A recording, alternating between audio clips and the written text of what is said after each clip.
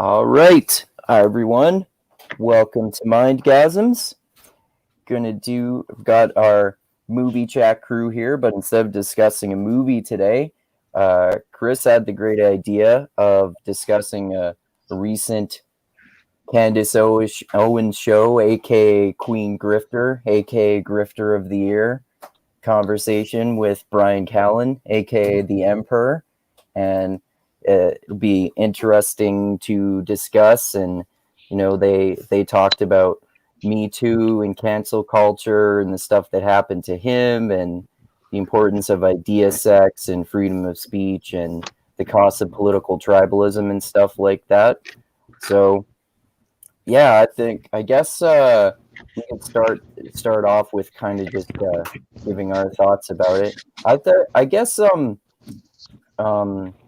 at least it'll be interesting because I think you, Sheezan, had maybe slightly different opinions than we did about it, so it'll be interesting to discuss that. And I guess Dusty, Chris, and I had kind of similar thoughts about it. That it was okay, and Bryan Callen seemed pretty good on it for the most part. Although him like fawning over Candace Owens was a little exhausting sometimes.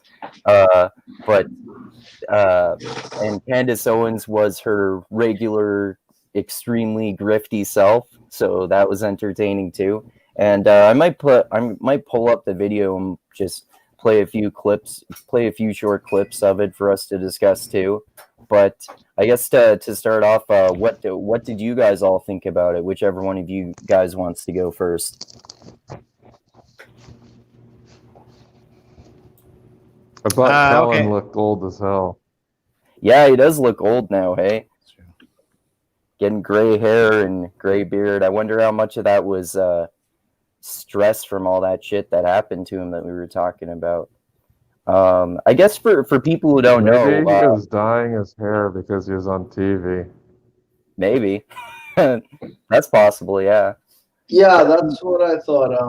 Like he dyed his hair because I thought he was looking like fine. I thought he would look more stressed out. Like he looked fine except his hair. Yeah, that's possible. Why one of you guys explain for those of us watching who aren't aware of it, the kind of like cancel culture and me too kind of shit that happened to him. I think there were a couple allegations. There was one rape allegation, and the allegation came out in the LA Times. And so from what I heard, I don't know if this is right or not. I've heard of maybe 2 to 4 allegations made, one of them being rape. And because of the allegations, he lost basically everything that had to do with show business.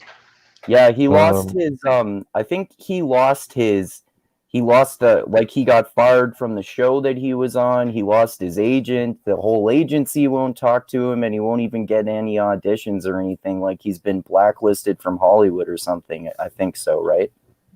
Something like that. And I guess the only people who will have him on are like grifters.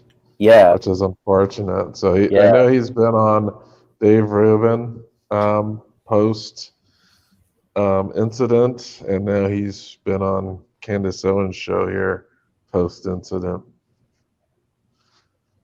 So yeah, it's basically he got his career destroyed over some allegations that happened, and I believe these were over 20 years ago or something like that. So these happened quite a while ago. And from what I understand, the rape allegation, it wasn't even physical coercion. From what I heard, it was just like vocal coercion. Also, like him talking her into it. Yeah. I was like, talking somebody into it isn't rape. Like, I've done that before. It just isn't. I don't think any women ever considered it rape.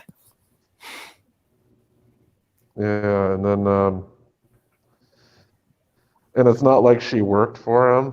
She wasn't an employee of his, so there's no um, risk of losing employment over failing to do anything he says.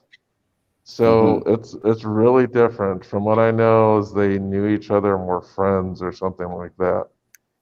And Were they then still in touch he, like in recent times, or is it like they this stopped is over 20 being years friends? ago. Oh, they didn't even keep in touch, right? Well, I don't know. The only thing I know is they were friends, and it sounded like Brian wanted to get it on with her or something, and she didn't, and he like kept like talking her into it, and then she finally did it. Okay. So that's from what I read. Mainly, that's what I've gleaned from the LA Times article. Oh yeah, that's what I And read too. Okay. That yeah, was one so of the allegations, right? yeah, that was like the main one, and the other ones seem like mildly like inappropriate conduct. But this one is very different from the other people who were Me Too'd. So we're talking like most of the people that were Me Too'd were in some type of position of power, and the person that they lorded over was subservient in some way monetarily. I know Yeah, there's a they difference between that and probably like the Kevin Spacey, where he was just sexually assaulting minors. But yeah, yeah. in Yeah, the they talked cases, about sorry. no, go ahead. They talked about that a little bit in the podcast too. Like he was talking about how, even though he was basically totally canceled by cancel culture and it is a real thing, he thinks that Me Too overall is a good thing because it can take down people who really do have a lot of power and really do use their power in fucked up ways, like like Roger Stone and Harvey Weinstein and people like that. hmm Yeah, so it sounds like the incidents and when they happened were like 20 years ago. And I think 20 years ago, at best, I don't mean to degrade the emperor, but at best, Bryan Callen was a C to B list like actor at the time. Yeah, yeah, So, um, yeah, that's why I don't. This is like very different from any of the other allegations that happened because it was the person he did this to wasn't in a subservient position that had monetary ties. It was just she was a friend of his, and he talked her into getting it on or whatever. right. So, which is weird. Like Are like you talking about I've done the exact same thing when I was younger.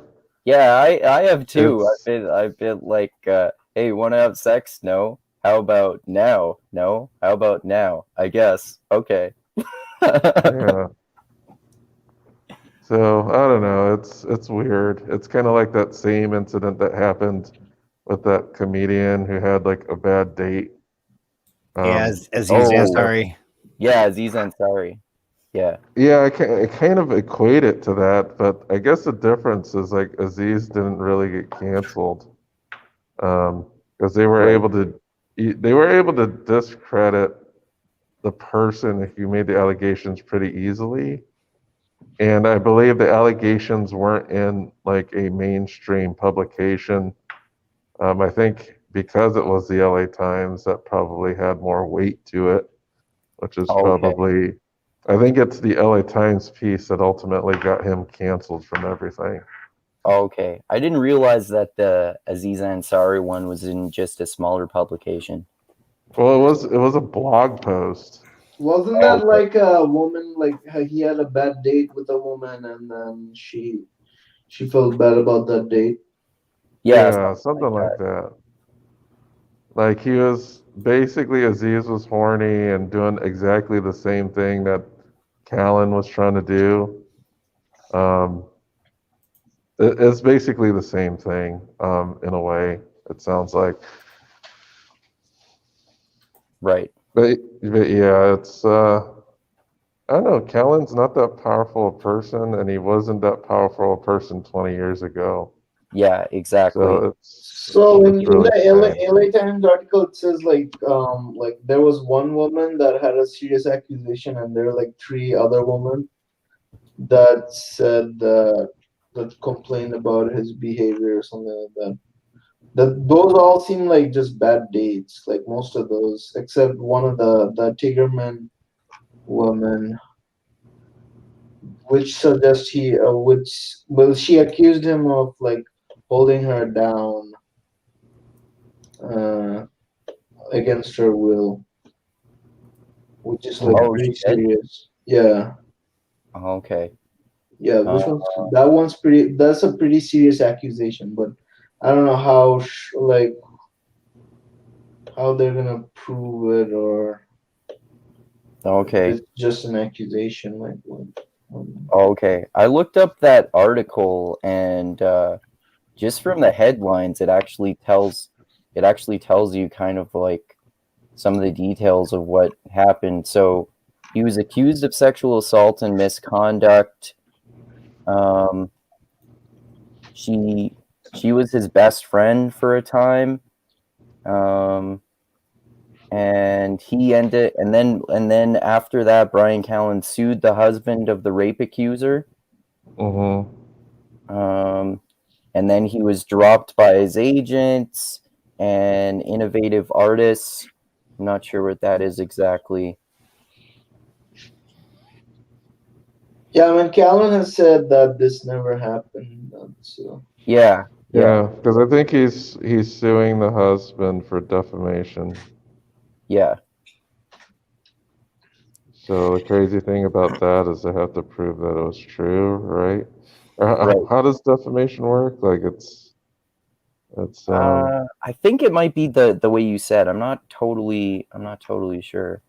Well, he's got to prove that they tarnished his name, right? Like he's got to go to court and say, "Listen, I lost my career, my job as a was he a gym teacher or whatever on that show was gone. I lost. He also went through a divorce too, right? So his whole life was pretty much flipped upside down over this, and then I think he would sue based on like money lost if he were to have his career continuing on the path that he was. But like Dusty said, he really was known for Mad TV, and then all of a sudden he's Rogan's best friend, and that's how he's kind of rose to as much fame as he had. Obviously a Fighter and the Kid and Mixed Mental Arts and the different comedy specials and that kind of stuff. Yeah, he's really pretty much known for Mad TV and being Rogan's buddy.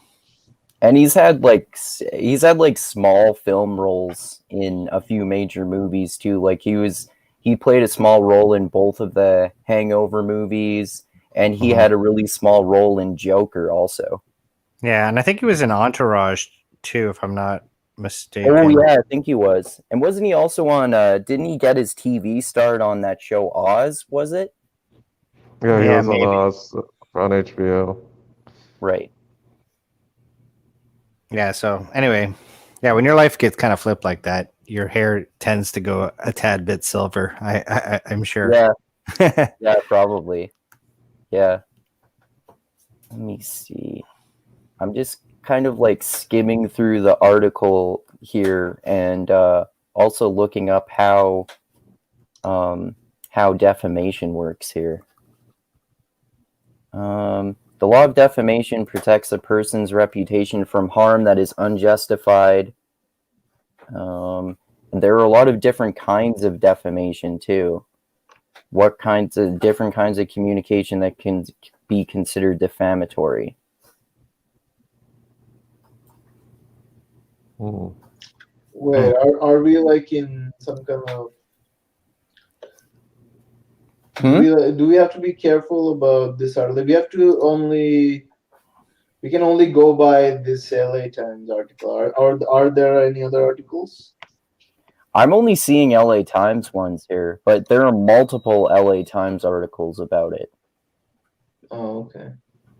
Is he suing LA Times or the girl or one I of the think The girls? one I read was by Amy Kaufman. Okay. Gotcha.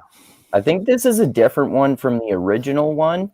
Actually, this one's by Amy Kaufman too. He's suing the husband of a woman who claims that he raped her. Gotcha. Oh, arguing that her spouse is out to ruin his career.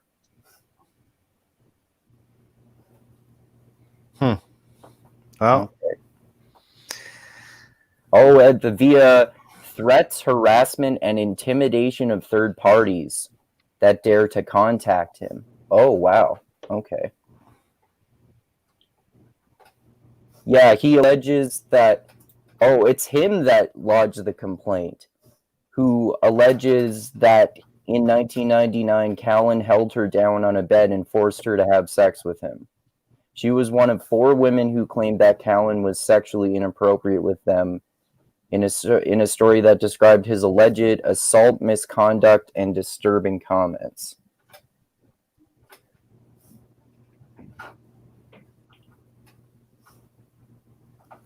Okay. So did they What was mention that? all the women, or? It seems to only name No. that one.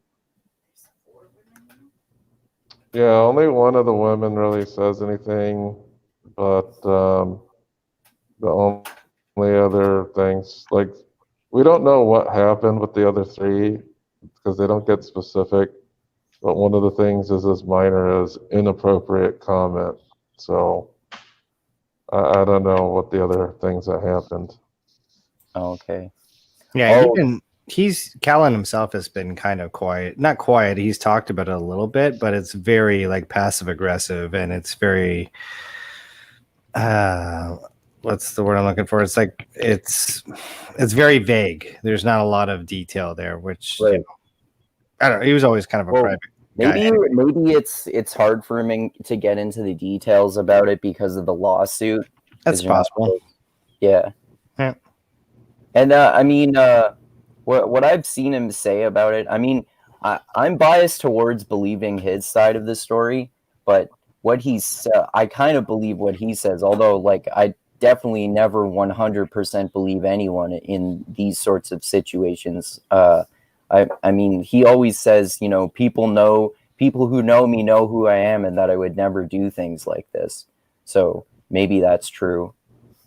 Yeah, I think both things could be possible here. I mean, the definition of rape, unfortunately, the goalposts have moved on that so much in even the last 20, 30 years, where rape once kind of meant, obviously, a forceful act upon another person or, unwanted sex. Now could be, not holding hands properly or something silly like that, right? So yeah, for sure. Also, you gotta consider like memories from like 20 years ago. Like, yeah, that's they're right. kind of vague. It's not that reliable unless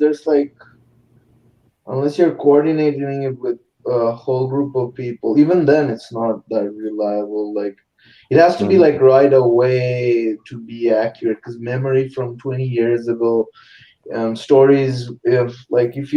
Anyone knows, like when you're talking about stories from 20 years ago with someone, like the stories don't usually match up. There's a lot of differences, and yeah, and it doesn't hold its weight either. I mean, if you look at the Bret Kavanaugh case, that was going back 30 years, and I think it struggled to kind of hold that he was a rapist narrative. Yeah, depending on how you looked on that case, but. And even if something happened recently, if I understand correctly, eyewitness testimony in general is not really usually considered to be verifiable evidence in court cases, as far as I know.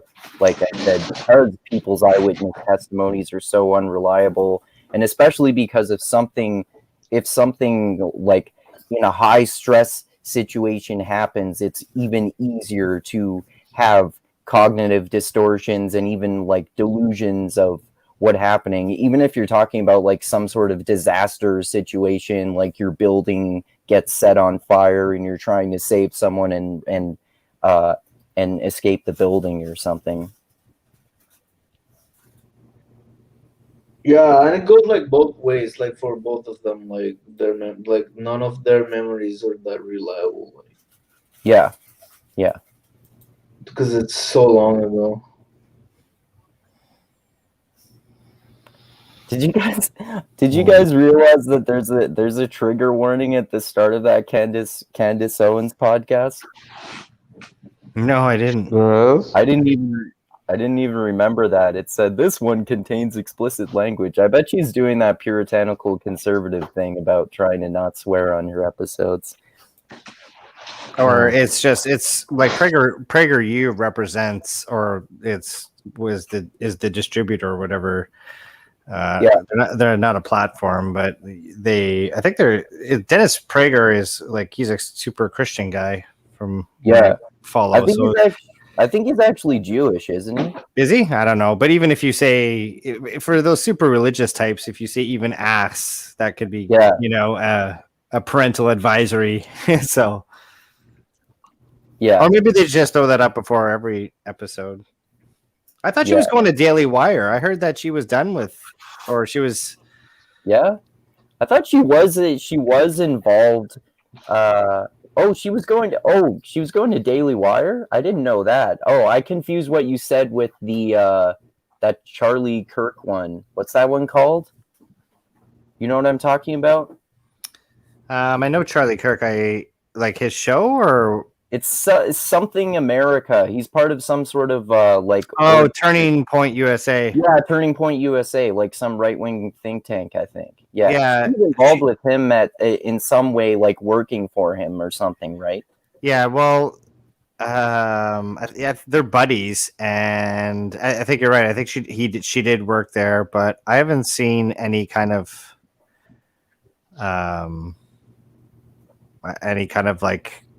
like speeches or whatever that she did with them recently. So maybe she cut ties, but okay. Again, I follow Candace a little bit, but I'm not like every day. What is she up to? You know what I mean? So I don't know. I'm gonna look up those things after I'm just gonna screen share these few tabs that I looked up to fact check a few of the things that I just looked up here that we were talking about. So let me see this one. Okay, can you guys see this? I gotta zoom in a bit. Okay, well, I'll just read it out loud, but it's on screen here. So, the law of defamation protects a person's reputation. A good reputation. Actually, I'm just going to read the second part here. Defamation is communication about a person that tends to hurt their reputation. It causes people who read or hear the communication to think less of the person. However, protecting someone's reputation can restrict other rights, such as the guarantee of freedom of expression under the Charter of Rights and Freedoms. The law tries to balance these competing rights. Sometimes, even though someone makes a defamatory statement that harms a person's reputation, the law considers freedom of expression to be more important. So I think that's interesting because it makes it more complicated, right? Yeah. Yeah. And okay, and it says that Dennis Prager was raised in an Orthodox Jewish household. Gotcha. Yeah, I just I didn't know what religion. I just knew that PragerU is a religious kind of YouTube channel. Yeah, or religious conservative, however you want to call that. Mm-hmm. It usually says like fundraiser beneath PragerU's videos. Is it like a non-profit organization? I don't know. Not sure. Did he go to Rogan afterwards? It's not a real university. I know that. Yeah. PragerU, short for Prager University, is an American 501c3. Oh yeah, American 501c3 nonprofit media company that creates videos on various political, economic, and philosophical topics from an American conservative perspective. Yeah, they do a bunch of, like, I think I've seen one with Ben Shapiro, and I've seen one with Dave Rubin. They have a bunch of people that come on and just do like 2-minute videos or whatever. So Right. yeah. Anyway, I thought she was going to the Daily Wire, but I don't know. I'm gonna look that up here too. I could be wrong, but maybe she's doing both. I don't know, but yeah, that could be the case. That video, the interview was on PragerU. Yeah, that's right. Yeah.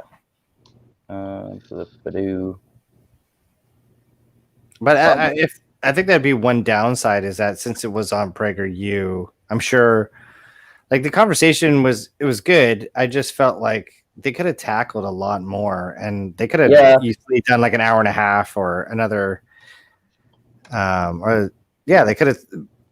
They could have went down some of those topics that they touched on, Me Too, cancel culture, etc., and broadened on them a little bit more than they did. Yeah, for sure. They also talked about like academics, right? Like Bryan Callen was talking about academics. Yeah, he kind of like alluded to mixed mental arts, right? He was talking about how he had a podcast where he talked to over 100 different intellectuals. Mm-hmm. Yeah, and he kind of criticized like people from that show. Is like they're just testing theories and they're being really theoretical, and they don't have like some kind of practical knowledge or something. He tried to he compared like stand up and like martial arts kind of learning, I guess, that he wanted to talk about. Academics lack that. Oh, okay. I'm gonna screen share what I looked up here about Candace Owens and Turning Point USA. I think this is kind of funny for dark reasons. In February 2019.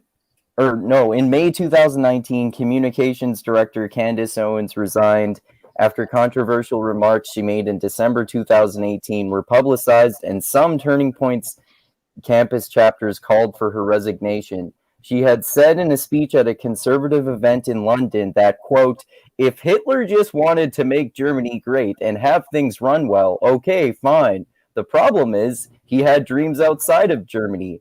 He wanted to globalize," end quote. She later stated that, quote, "leftist journalists had mischaracterized her statement."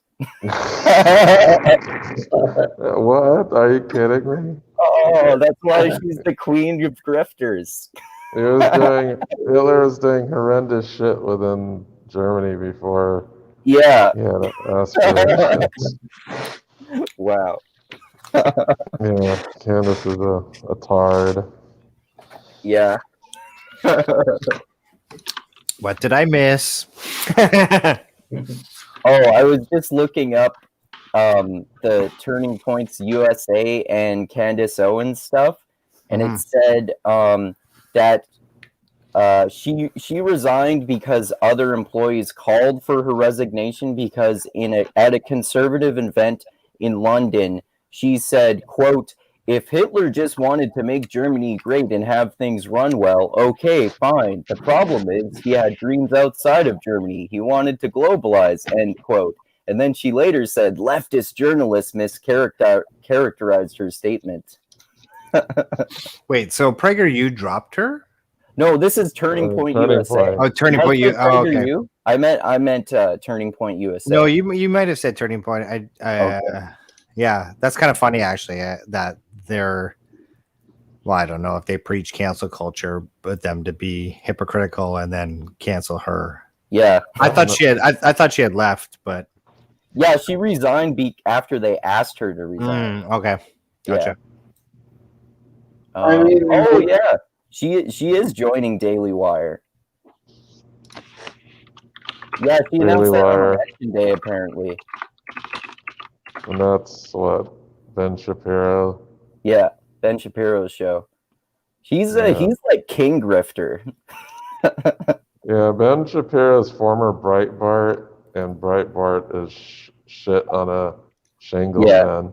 To be fair, though, he left Breitbart because he felt wrong about some stuff that happened there. Wasn't there something where a woman he was with at an event got assaulted and they did nothing or and said bad shit about it and bad shit about him and her or something like that? Yeah, it had something to do with her being grabbed by, at the time, Trump's campaign manager.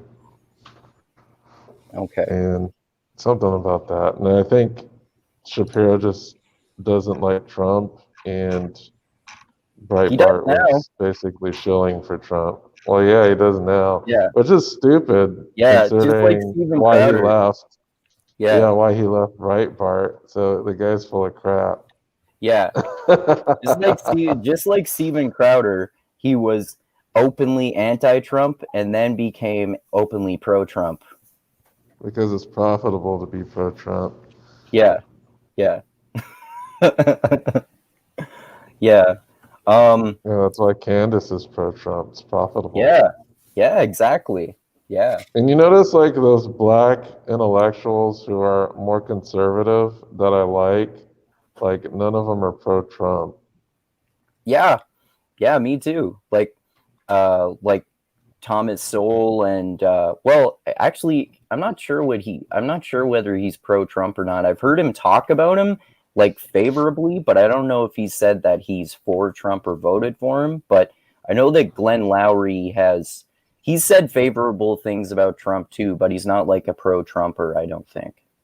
Mm-hmm. What about what are your thoughts on the Hoteps? Because I know they did the awards, and Candace obviously cleaned up. Oh yeah, two of them. I thought the Grifter awards were awesome. The Grifties.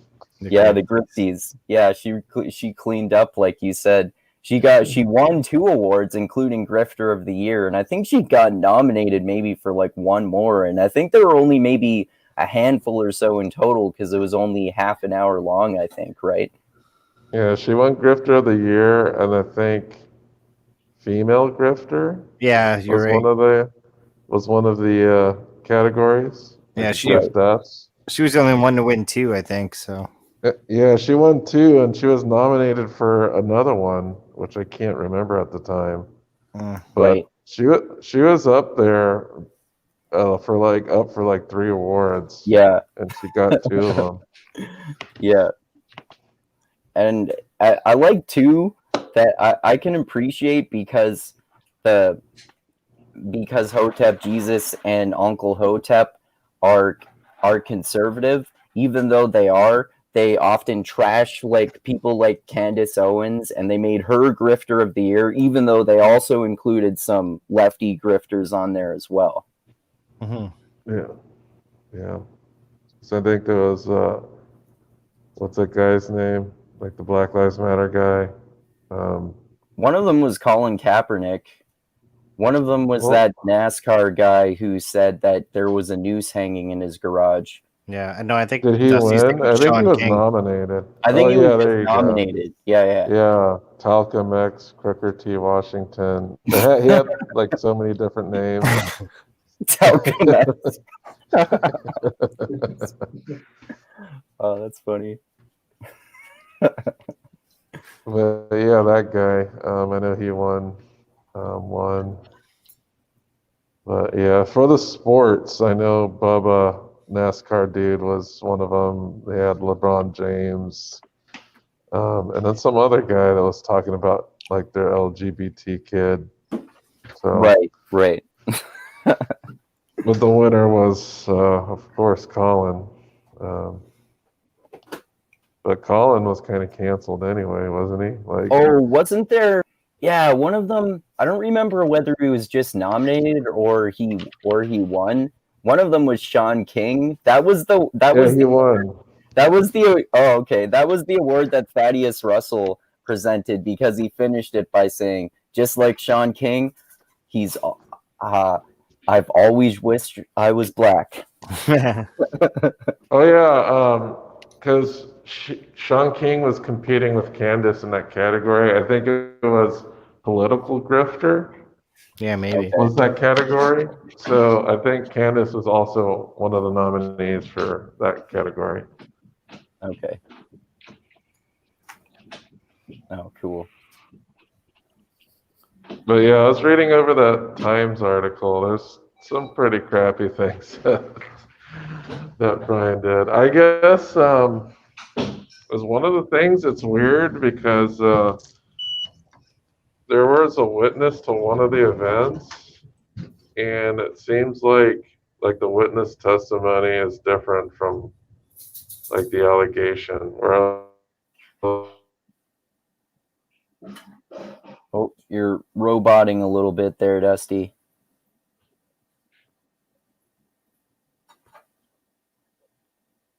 Are you saying that it's your audio cut out a little bit there, Dusty? yeah, I was in the elevator. Okay. But I was just saying that like even when one of the allegations there was a witness to the allegation, and some of the stuff was like, oh, he did this, and she felt because I think it was some other comedian or something, and supposedly Bryan said, "I'll give me a blowjob for stage time" or something like that. And like the lady said, "Oh yeah," and I felt really bad and scared because I was alone in the car with them. But apparently that wasn't the case because there was someone else there, and they both exited the car at the same time because they were both going to the same place. So there's like a weird discrepancy in that story. Okay. Yeah. Yeah, that's one of many things where it's like it's just he said, she said, so you don't know who to believe, right? Yeah. My thing with these kind of stories is yeah, and I think they're it was mostly also like a Whitney Cummings. What about her? Oh, yeah, Whitney Cummings made some comments. Oh, Whitney Cummings? About Bryan Callen? Well, Whitney Cummings was on The Fighter and the Kid. Well, it wasn't. Okay. It was like she made an appearance on Fighter and the Kid, and they talked about how he was always kind of creepy or something, and then he showed her his penis or something like that. That's like a thing that comedians Whitney Cummings, do like, though, right? yeah, I guess so. Like, but she said that because I guess I don't know, it's just different. I guess I don't know what kind of relationship they had, but after the fact, she didn't say it was like a sexual assault or anything. Just like a weird Bryan being Bryan. Right.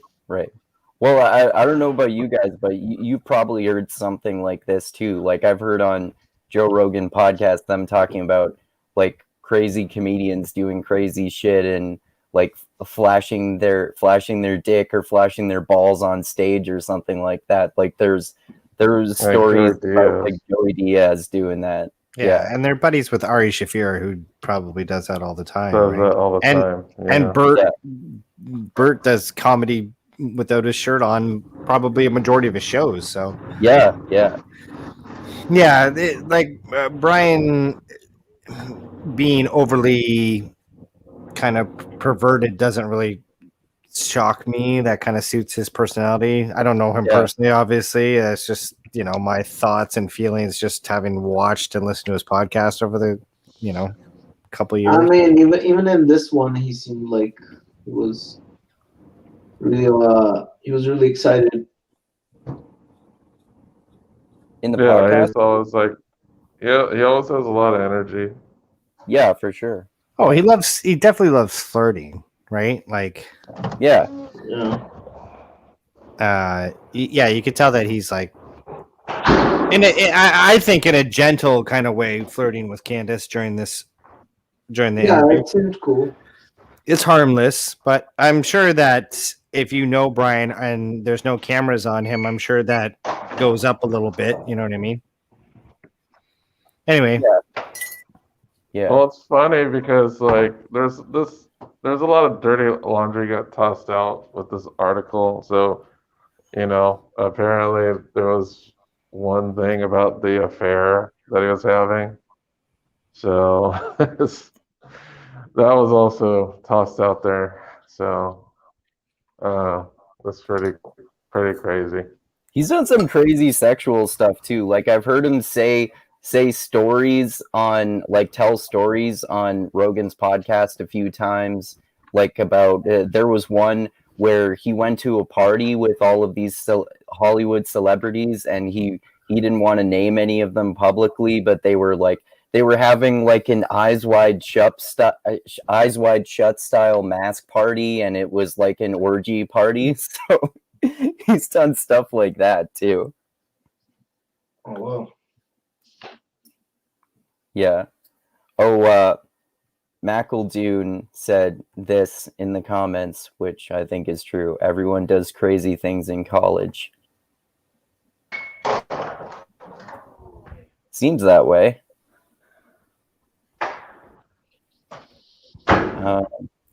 You guys want to? You guys cool if I screen share that video and just play like a little bit of it, and then we can comment on it? Yeah. Cool. Yeah, sure, man. All right.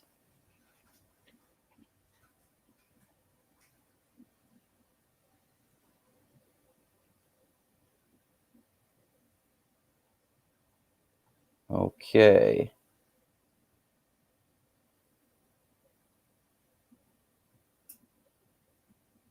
Oops. And we'll get right into it. You can literally say whatever you want. Cool.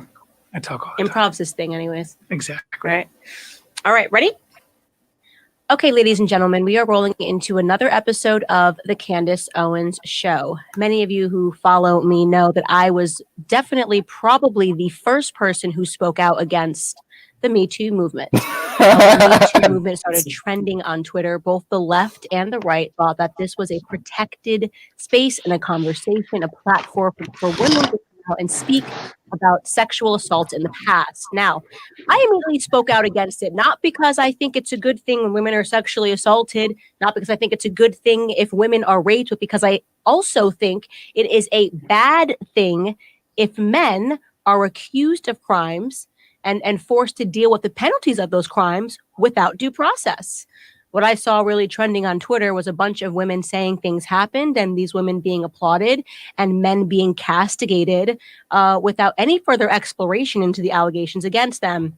Now, of course, even though left and right agreed with this when it was trending, we saw the right break away from this, conservatives realizing that it was, in fact, problematic when we got to the trial of Bret Kavanaugh. A 30-plus-year-old allegation, zero proof, and yet this man was virtually hung in front of the world. For me, as a Black American, it was reminiscent of the things that I learned about the Civil Rights era, when white women could make allegations and simply be believed on the basis of their word. My ancestors got hung. Here to discuss this and more with me, I have comedian Bryan Callen. Yes. Welcome to the Candace Owens Show. Thank you. I'm a fan. Thanks for joining. I'm happy to be here. I'm always happy to have comedians on here because one of the spaces that's definitely under attack is just being able to tell a joke, right? Yeah. And this used to be, we needed comedians in the world because comedians actually bring us all closer together. They make fun of everyone. Yeah. And then you kind of realize, all right, it's actually funny. We all kind of suck a little bit. You know, we all have our good things and bad things. And now we're suddenly in an era where comedians, they're digging up tweets from 20 years ago. He said this word and now he needs to be canceled. Yeah. Well, art's always, I think good art has always been something that disturbs, especially satire. Satire was always something that rulers were terrified of, cartoonists. And I think there's a lot of power in being able to point out the contradictions in human behavior. And all of us are a walking contradiction to an extent. So, Bill Burr went crazy on Saturday Night Live. And there were plenty of people saying, my whole family walked out when we heard this. Good. It's all good. That's the American way. You have a right to walk out. You have a right to be disturbed. You have a right to boo. But for the most part, what's great about being allowed to just speak your mind, it's called original self-expression. And if you feel like you're going to get in trouble, if you feel like your livelihood is going to be affected by speaking your mind, by who you're making fun of, I think we're all in trouble, because stand-up is still the last. I really believe stand-up is the last bastion of free speech. I totally agree with you. Yeah, so it's incredibly important. Right. We need more of that, because it just gets people to think. By the way, it also gets you to kind of lower your guard. When a comedian makes fun of my positions, my political positions, my philosophical positions, just who I am as a person, I listen. If it's really good. Sometimes it's just too undeniable. Right. And you kind of go, man, I never thought about that when it comes to myself. And it's important to be able to laugh at yourself. And I think that is the... Okay.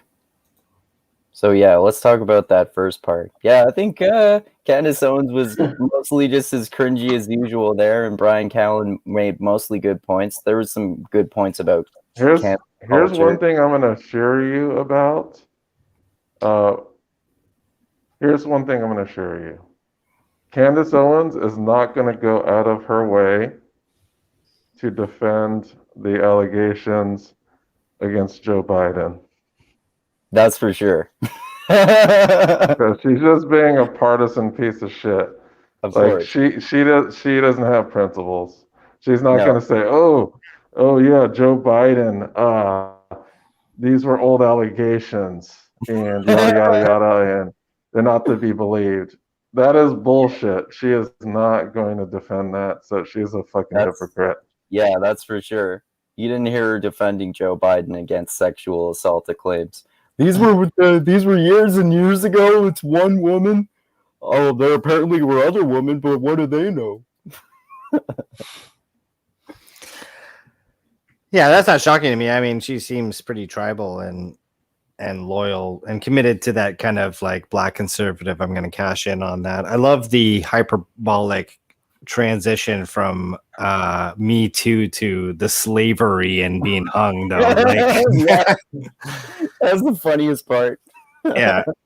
But I've seen enough Candace Owens clips that like I can point out that kind of stuff where she's just being silly, and I don't know. And it's funny too, because she's all about, oh, I'm not going to use the race card. And she used it ham-fistedly right in the beginning of the show. Yeah. So, hypocrite. I'm black. These people are basically hung like they were slaves. I mean, that's pretty much a trend. Like, people complain about identity politics, but then they start talking about, they bring their own identity politics into it. It's like, it's natural. Yeah. People are bound to bring it in. I don't know why they complain about it all day.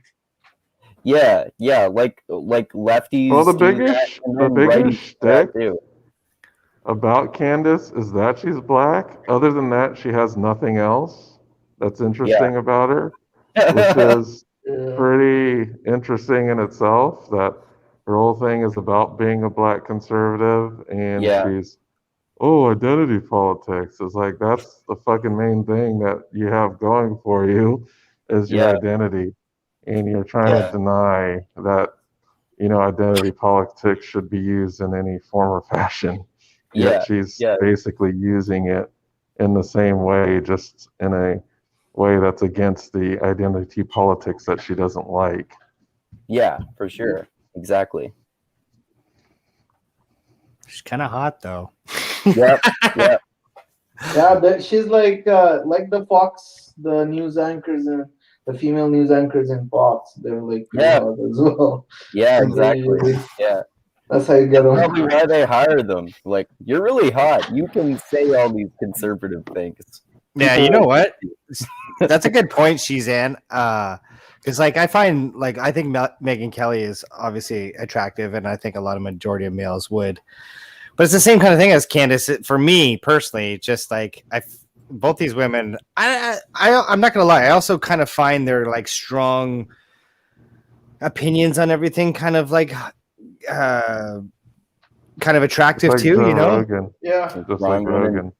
So I don't agree with a majority of what they both say, but both of them being strong women and attractive types is, I don't know. I'm a fan of that. Not a fan of What them. was that other woman that used to come at Bill Maher's show? Always the blonde woman.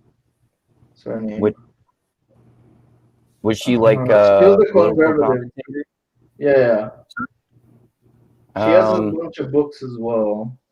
Oh, She was used to freaking Bill Maher. She's like, Are you talking about Ann Coulter? Ann Coulter. Yeah. Oh, Ann Coulter's gross. she's- I thought you were just going to say like Tomi Lahren or something. I think she's kind of a gilf now, but yeah, she used to be like 10 years ago. She was alright. Yeah. No, Ann Coulter was never all right. Now, Tomi Lahren, like I thought you were going to say Tomi Lahren, and Tomi Lahren to me personally is a lot more attractive than Ann Coulter. I don't know. Ann Coulter is kind of like she has that bitch persona to her that just throws me off for some reason. It's that strong woman mentality, but it's just at a cringe factor that's just too much for me. I don't know. Yeah. Well, like Lauren Southern's another one too. She's super hot, uber conservative. Yeah, the voice. I also think that they also seem a little bit nuts, though. All of these women. Like, Lauren Southern is definitely nuts. Yeah, but that's what makes them kind of hot too. Yeah. Anyway, somebody had to say it. Yeah. Oh, that's facts, man. McEldoon commented on that. He said, attracted to Candace Owens and Megyn Kelly. I like where this is going. Yeah, I'm not gonna lie, I'm guilty of that for sure. I've said that before on here that I think that Candace is cute, and as far as the rest of the dialogue that comes out of there, that's questionable, but I don't know, like it's I don't know, this stuff is kind of funny to me. I don't really get angry about it. I mostly laugh about it too. Yeah, and I just chalk it up to tribalism for a lot of these people, right? That you can tell when they're like embedded on their sides and they're just regurgitating right wing or left wing talking points depending on what kind of side of the aisle they fit into. So I don't like them because they have these extremely sycophantic audiences that I don't know. It's like whoever I don't think there's anybody that I don't have disagreements with that I follow. And it seems like you can't say anything wrong about Candace Owens amongst their followers or they get super upset about it. Yeah. I think like she's the most intelligent person. I was like, man, that's the mark of intelligence for you, man. It seems like people are more like that with dumber people. Like they're more like that with like Dave Rubin or Candace Owens or people like that. Like the mark of intelligence are people who say opinions loudly with confidence. That's what they consider intelligence. It's like Ben Shapiro. I talk really fast. That means I'm smart. Confidence and loud opinion. Yeah.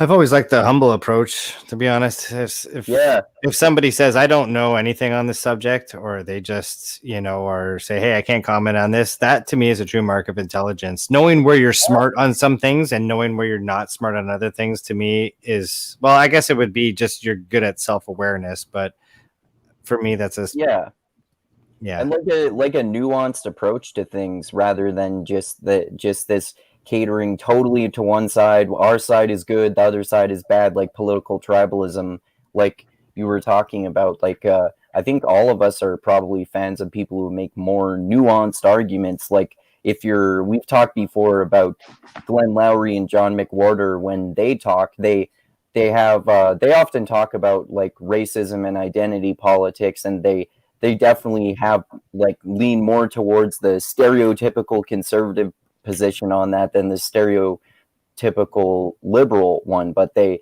always make nuanced arguments too, and like just to clarify, like this person does sometimes make good points. I just think that they're putting it all into this kind of shit, and then it just goes bad. Yeah, Yeah. but the good points that she makes aren't her points. They're basically repurposed points from people she's read, like Thomas Sowell or Larry Elder. Like, it's like when I read her book, there wasn't anything original about her thoughts. Like, I could track her thoughts back to some other Black conservative that I've heard talk about that. Yeah, exactly. Yeah, well, like when we talked about the book before, I guess my broadest assessment was that I kept alternating between laughing hysterically and being furious. Yeah, pretty much. I had the same sentiment. Yeah. I was just like in a eternal facepalm throughout like listening to that book. Yeah. It's just like facepalm after facepalm. If you want to facepalm a lot, read that and White Fragility, and those will basically fulfill your facepalm quota for life. For life, yeah, exactly. Yeah. One's like, this is a stereotype of a right-wing person, and the other, this is a stereotype of a left-wing person. They are real people sometimes. Yeah.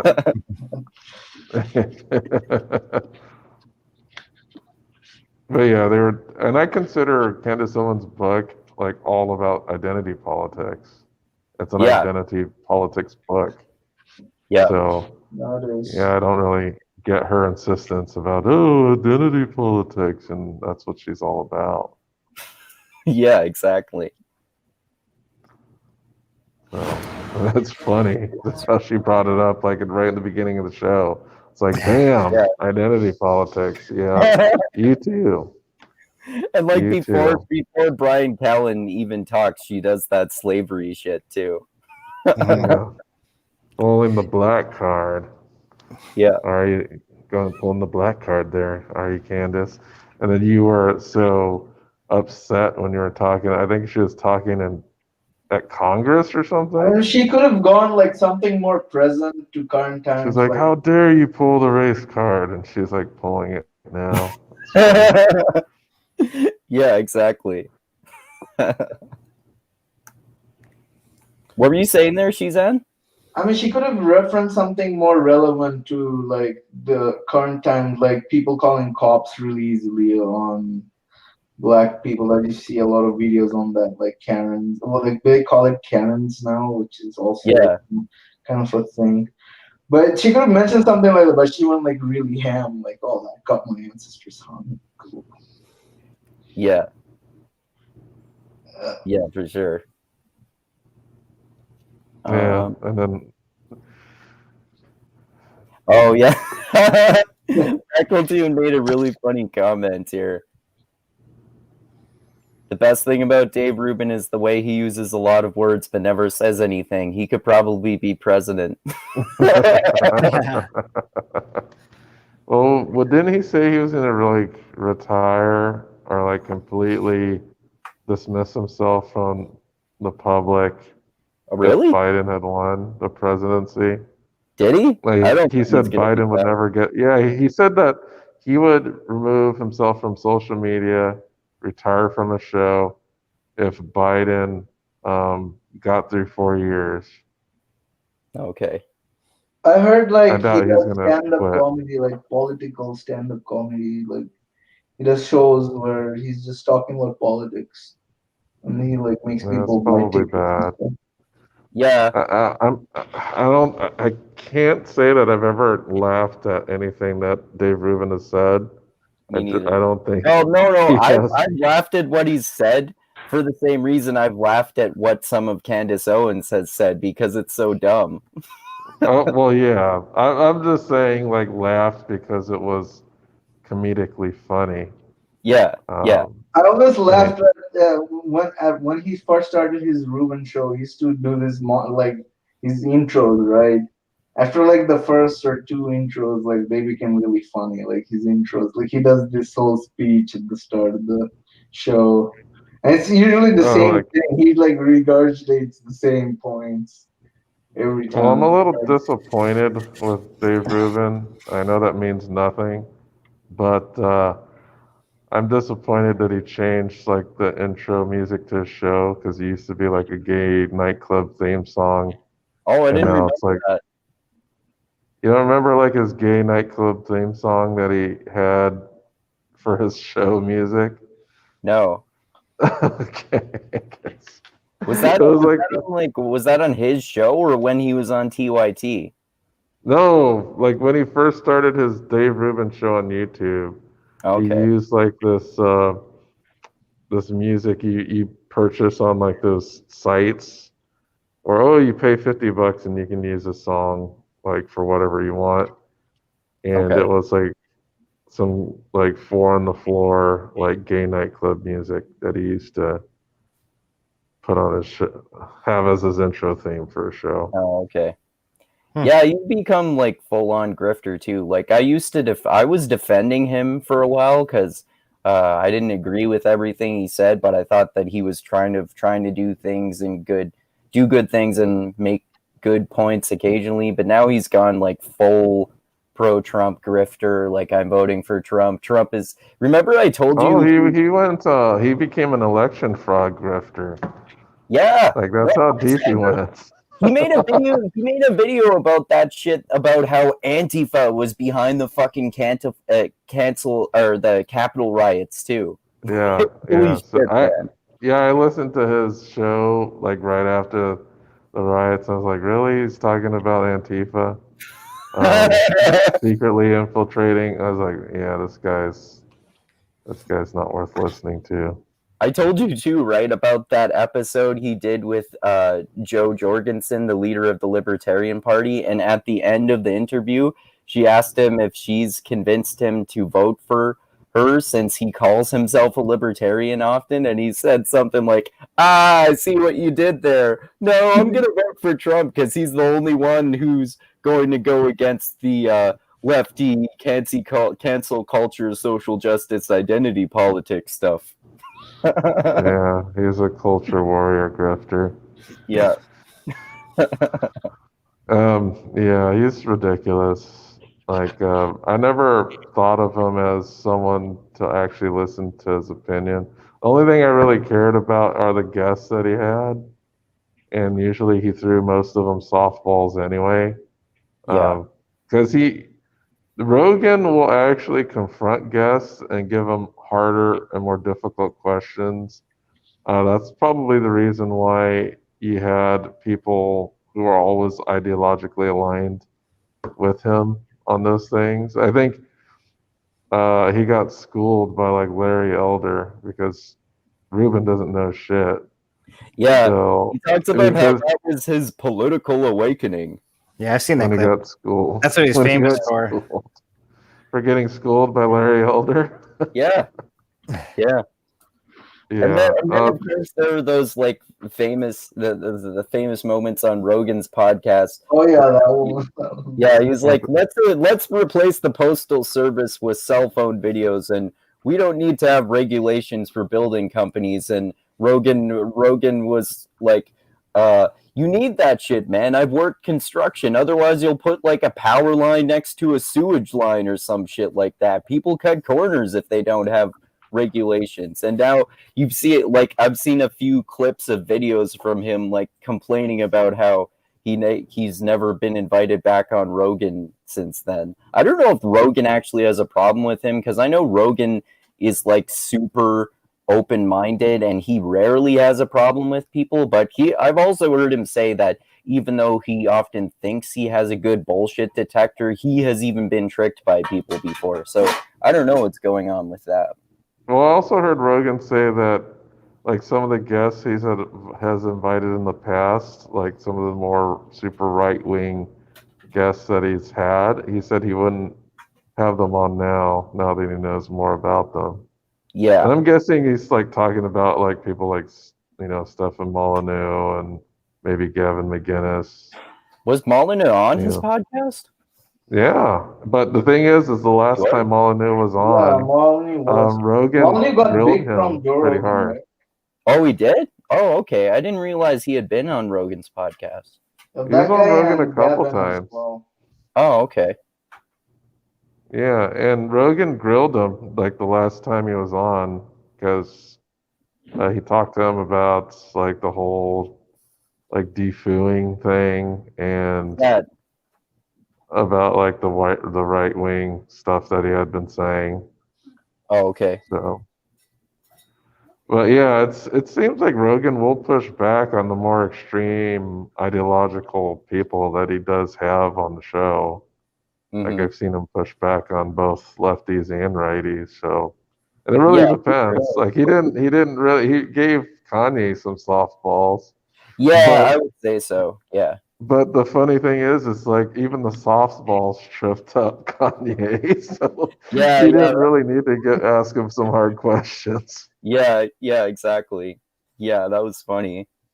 Yeah, that's true. He's criticized when he had Candace Owens on, he was criticizing her opinions of like global warming and Mm-hmm. and shit like that, where she was just like spouting these right-wing talking points without even justifying her claims, really.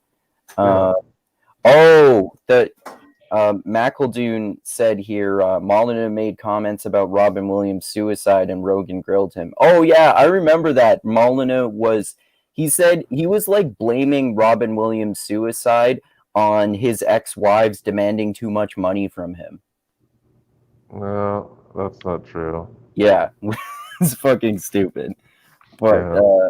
but yeah, like Rogan, he's pushed back on Candace Owens, and like the last time he had Ben Shapiro on, he was asking him why he was pressuring him about why he wouldn't go to Dave Rubin's gay wedding, and then also he's pushed back on some super lefty stuff too, like that guy whose name I forget. I think he was on College Humor or something maybe, who was like justifying the child's gender transition surgery or We could something. talk about Adam, the guy that was on Adam. The guy, what is it? Adam Hates Everything. I think that's the name of the show. Yeah, that guy. Yeah. And he also kind of got into those debates a little bit with David Pakman too. What was David What was he? Oh yeah, was it when Pakman was trying to convince him to vote for Biden, or what are you talking about? No, it was about like the transgender stuff. Okay. Yeah, like Pakman wasn't agreeing with Rogan about like transgender and sports. Oh, okay. Yeah, and But, that's one thing that he's been accused of transphobia for multiple times, even though his opinions make total fucking sense. Like, if you used to be a man, you shouldn't be allowed to fight women, regardless of what you want people to call you and whether you want people to see you as male or female. That makes a lot of sense to me. I think his whole thing now is he says like if you're used to be a man, you better let the person you're fighting know that that's the case, and that they should be able to agree with fighting with you. Yeah, that makes sense. The revised version of his take. Yeah. Because he said that the problem with the thing he was criticizing is that nobody knew about the transition. It wasn't public knowledge, and that some of the women that she had fought, I believe, said if they had known, they wouldn't have fought her. Right. Yeah, and like I'm sure some women would do that anyway. Like if a woman would do it. Some low level UFC men, I'm sure. Well, I imagine that a woman would do it for like fight cred. Like I beat up like some transgender woman who's probably like way stronger than me. Right. Because I got good technique. But then again, that's messed up if you're not giving them that information. Yeah, for sure. Yeah. And that's just like that's complicated too, because it's like If they're of the same weight class, you guys think it makes a big difference? Yeah, They're like bone both structure, lightweight. bone density, yeah, like those muscle sorts of density. things. Mm.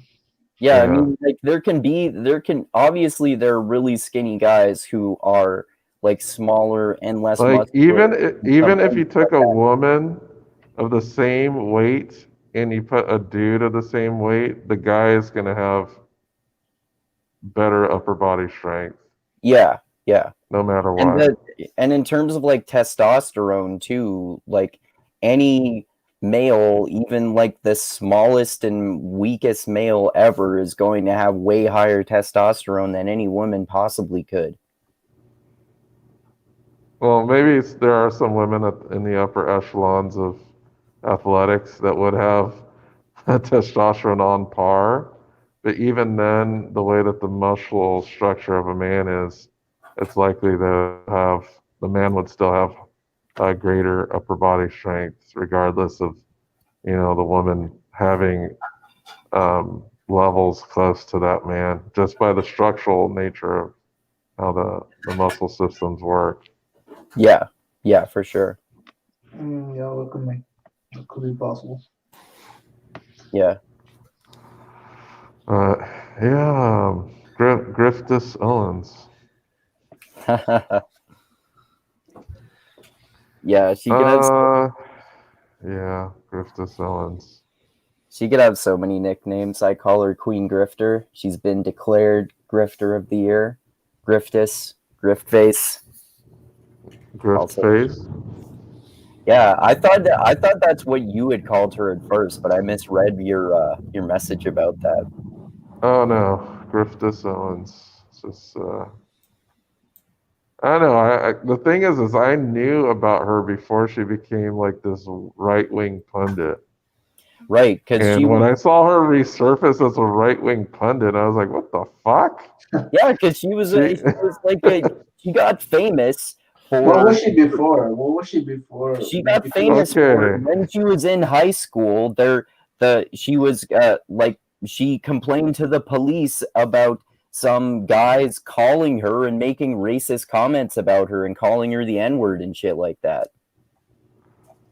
Well, that's not like where she really got famous. That's part of the story, though. Oh, okay. So this is like in 2014. She ran a Kickstarter to create a website that would basically list public information about people who cyberbully online. Right, it was a doxing website. Like some type of database or whatever. Yeah. And this is when she appeared on, what was it? This was way before she appeared on Rubin Report.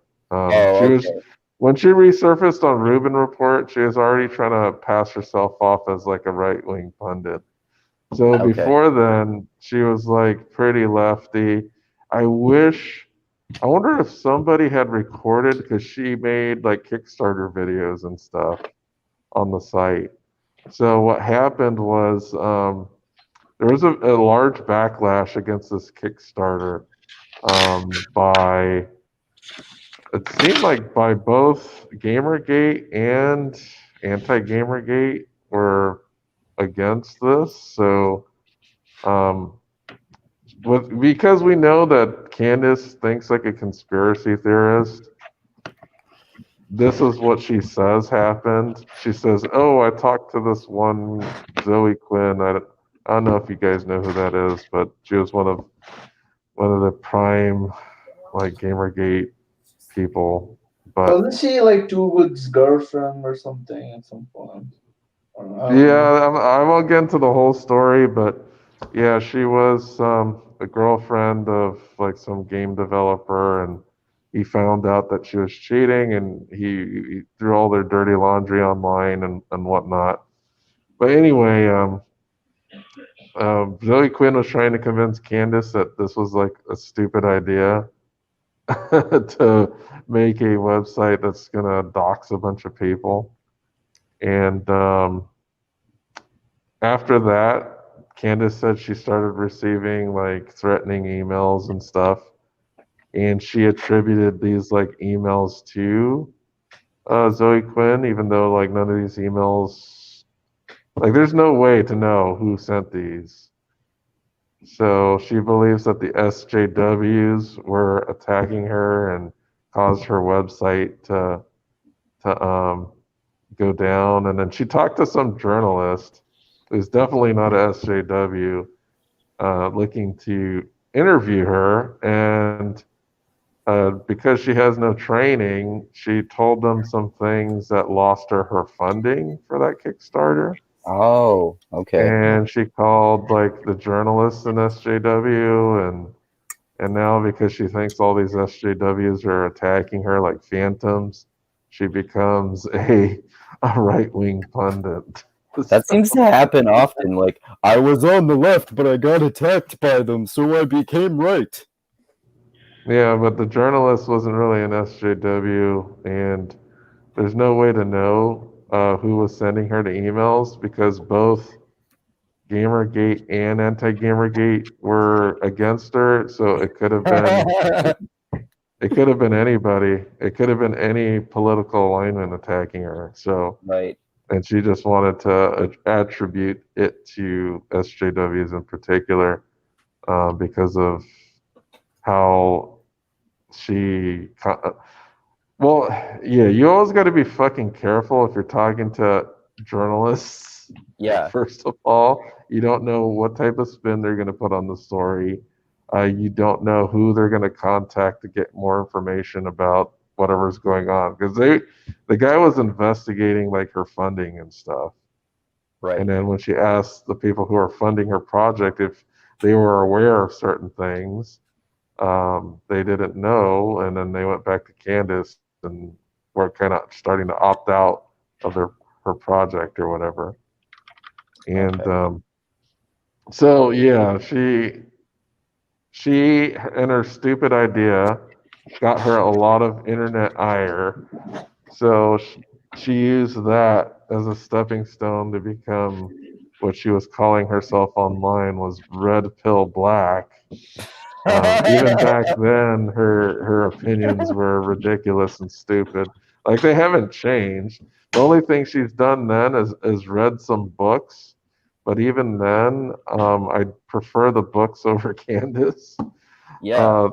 So I don't know, man. Like she's a grifter to the extreme. She's I don't know.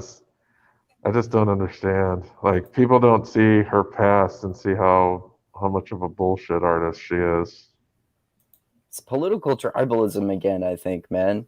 Like that, to go with one of those topics that we started off with. Like people are, and as I was saying too, like it seems like the dumber someone is, the more ideologically stuck to them someone is, because it's like the person themselves doesn't even make sophisticated arguments. So if someone's a big fan of them, maybe they're a fan of really simplified arguments too. Yeah, like they're not a fan of like trying to come to a conclusion through logic. They're just gonna pick a team and rally for that team and play defense for the team and all that. Like with Dave Rubin, I remember Kyle once talking about a conversation he had with Rubin, and Rubin was asking Kyle, he's like, "Hey, what's your angle, man? What's your angle?" Oh yeah, I heard about that too. And then Kyle's like, "What do you mean? I'm just being myself. I have no angle." Yeah. So it's like he was trying to get advice from Kyle on how to grift, basically. Yeah. But Kyle's not a grifter. That's the problem. Yeah, that's funny. So yeah. Kyle Kalinske? Is it Kyle Yeah, Kalinske? that's like okay. Yeah.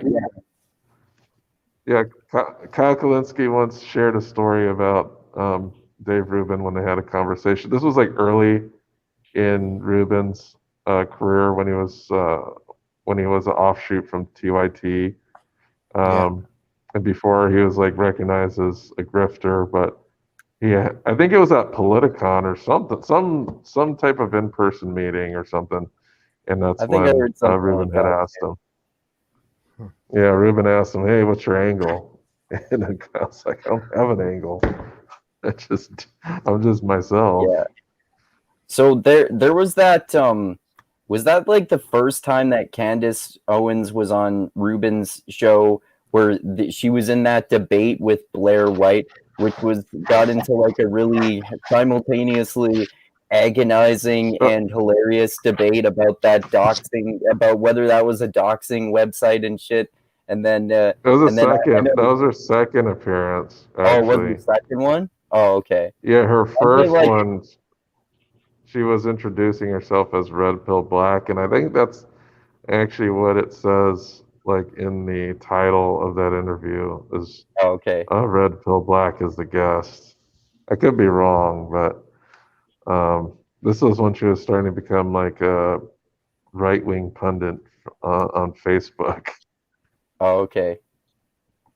And I know your favorite part, Dusty, from the second Guys, appearance where, guys, yeah, guys, yeah, guys. guys, stop yelling at each other. guys. That was like the word. He's like the worst moderator that's ever. And man, she was so freaking rude, man. Yeah, Candace. And you're a she man. told. You're a man. Shut up. You're a Yeah, man. that's so messed up. I was like, man, that basically cemented my dislike of her. Was that interview or that debate or whatever? I was like, and then she's been like a conspiratard like she usually is. And it's funny too because we saw that come out in the Rogan interview where she's like, "Oh, what was it? They were talking about the Scientific American, And climate she's like, change. "Oh, yeah, She lost that's the not people with .net. climate That's change. fake." Yeah. Oh yeah, I Yeah, so forgot she was that. saying that. She was saying like, what was it? .orgs are not real or something. Something real stupid. It's like an idiot, man. You got that from a That's fake so bad. website. Scientific What's American is that? fake. Yeah, Scientific American is fake. That's Yeah, I fake think it was news. just because it was like a dot. I don't know, what is Scientific American? That's a good question. It's like a venerable science magazine. Yeah. I know that, but the site, she said, oh, it's a .com or something, so it's not real, or it's not. You can't trust it. Like, what the fuck? What the Yeah, hell it's is a it talking .com. about? Yeah. It's like, oh, anybody could do that. Anyone can make a .com. And Rogan's like, this is Scientific American. It's like, it's not fake. I don't know. It's just horrible. It's so stupid. Yeah. Yeah, it's been a while since But I've seen that Dave Rubin interview. Kind of want to go back which and watch one? that. The one with the Blair debate? White. I Oh, remember. yeah. Yeah, I remember watching it years ago, and I haven't watched it. I remember it being a shit show, but yeah, I should go back and watch it again. It's like you can if you want to renew your hatred for Candace. Didn't she like make a recent video where she was like a super anti cross dressers or something? Like, Was she? Oh yeah, that's about yeah. the Vogue cover. She was like snowflaking about it all over Twitter. Oh yeah. Yeah, because It's that pop singer, Harry Styles or something. yeah, like that's that. right. Yeah, Yeah, I remember that. And then I guess she used to work for Vogue as well. Oh, did she? Oh, okay. Yeah, from what I understand. I would never approve this if I had worked there, because I would have been in charge of the decisions. Yeah, apparently early in Candace's life, she wanted to be a journalist or a writer of some sort.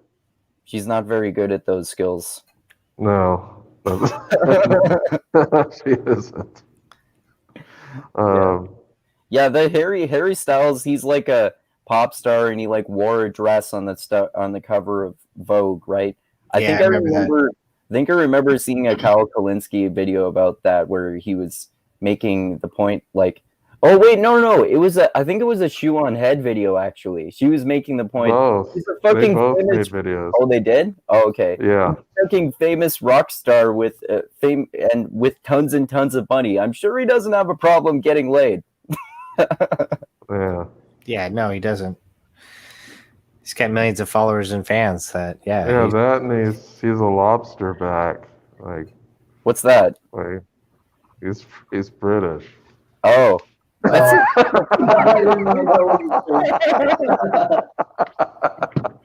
That's what I'm just gonna call British people. I'm just gonna call them lobster backs. lobster. Why lobster back? Because that's what the British soldiers were called during the Revolutionary War. Oh, really? Oh, okay. They're called lobster backs. Do you know why they were called that? Because they wore red uniforms. Oh, okay. I know in the Indian subcontinent they were called Firingis. That's like the name. Yeah. Yeah. Oh, okay. Also, that word was funny. Yeah. Oh, Candace Owens and is if a lobster back too, isn't he? Yeah, he's a lobster back. Yeah. She married a lobster back. Yeah. And I think Callen was subtly making fun of him. Yeah. How so? Because I think he was doing a British accent. Well, during the debate, or I'm sorry, the interview. Oh, okay. Well, I think people are making fun of Candace too because, like, her husband isn't really the paragon of masculinity, and she's making fun of Harry Styles, who probably gets 20 times more poontang than her husband had ever had. So, Yeah. and he probably like holds teacups with his pinky sticking out. Hello, sir. How are you doing today? Would you like a spot of tea? A spot of tea. Would you like a spot? Would you like one lumps with two? Yes. All your British listeners are just like so raving mad right now. These fucking guys, they don't know what they're talking about. Would you like some crumpets? Yeah. How about a couple biscuits? We're taking the piss out of the British people. Yes, my British accent's horrible. Yeah, don't they have like How dare you? every 100 miles their accent changes? Like it's the same where I come from as well. Like every like 50 or 100 miles the accent changes a lot. Even though it's like really tiny. I don't know why it's like that in some places. Yeah, lots of different regional variations, right? Yeah. Yeah, it makes sense. I mean, we were all a band of tribes at some point, England, right? It's like every Yeah. I think England in itself is not too big of a place, but there's a lot of different accents and dialects within England. Like you can tell someone's from northern England and then versus southern England versus London. Yeah, it's the same in Bangladesh. It's like it's like the super aristocratic. Sorry, can you say that again, Sheezan? Oh yeah, it's the same in a lot of different other places as well. Like in Bangladesh, it's only a third the size of California, but every 50 or 100 miles you go, the accent changes a lot. Like people use different words and sound really different. Okay.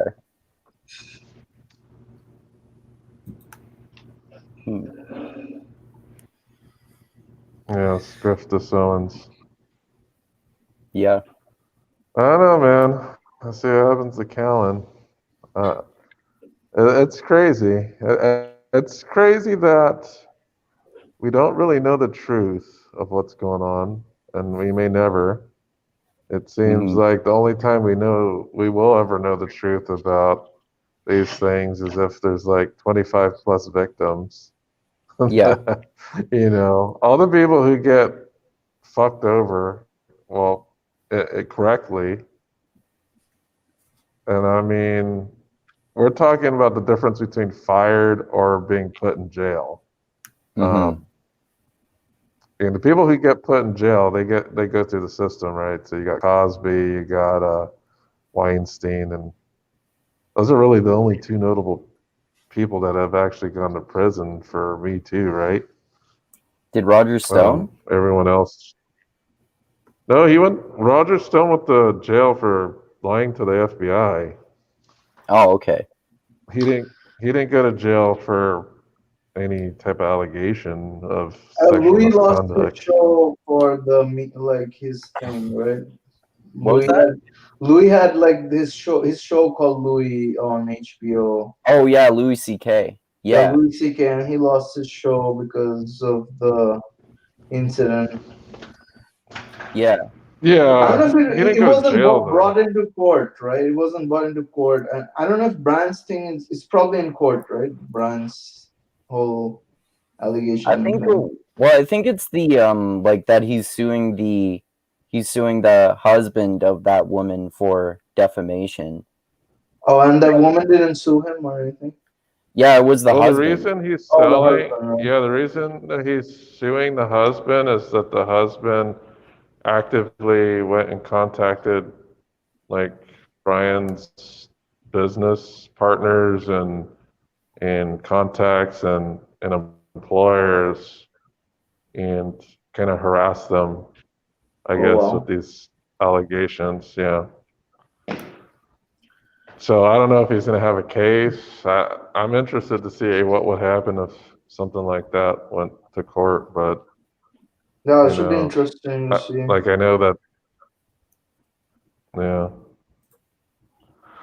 But Yeah, and Brian, with Louis C.K., he quit admitted to it though. Yeah, he quit stand-up comedy for a while, and apparently he was like starting to slowly start again before the pandemic, and that was like similar to part of the Bryan Callen story in one aspect, but not others. Like he apparently was doing that comedian thing, kind of, where he would go he would go around to some women and he would say, "Is it okay if I jack off in front of you?" And then they would say yes or no, which is a fucking creepy thing to do. And some of them were okay with it, so he did, and some of them were not. And then apparently, I think if I remember correctly, in retrospect, some women said that it was sexual assault where they didn't at the time, kind of similar to a few of the aspects of what happened to Bryan Callen, apparently. Yeah, I think the thing with the Louis C.K. is he abused because the women that he did this in front of, he was touring with on a comedy scene, I think, if I remember correctly. And the argument was that it was kind of like an abuse of power, right? They wanted to get time on his show or go on tour with him or whatever. Even though I think he was friends with one of them, right? Obviously he had to do crazy sexual things, and yeah, so yeah, these sorts of things are complicated, of course, man, because everyone is kind of biased towards believing one person over the other, and it's really complicated because a lot of it is he said, she said, and it's hard to prove one way or the other who is telling the truth and who is lying, and maybe like also the incentives matter as well. Like, if someone's lying, like what incentive do they have to lie? Yeah, exactly. Yeah. That's also something to consider. Also, like I also wonder about this whole thing where something happens and people are not too worried about it then, but then years passed and they feel differently about it. I don't know how that. I don't know what the morality of that kind of situation. Yeah, I mean, you could go to a party and you could think you had like an okay time, and then like a week later you think, oh, that was awful, like you had a bad time or something. Like that happens a lot. Like that's pretty common. Like Yeah, well, I think that's why whenever there's years involved, like a decade, this happened a decade ago, or this happened 20 years ago, I think that's when everybody's skeptic meter goes really high. Because I don't know, I've never been a sexual assault victim, but I would think that if this was bothering you, it might have been bothering you for, a year or 5 years, or like the Bret Kavanaugh thing was like 30 years or something like that. And it sounds like the Bryan Callen thing was 20 years. It just, I'm not disregarding anybody that's ever been, sexually assaulted, that your feelings don't matter 5-10 years down the road. It just raises more questions, especially in a situation like Bryan Callen or Bret Kavanaugh, when they're raised to a top of a hierarchy of such, like Bryan Callen's name is predominantly known now due to Rogan and yada, yada, yada, right? Like if he was still a C-list actor from Mad TV days,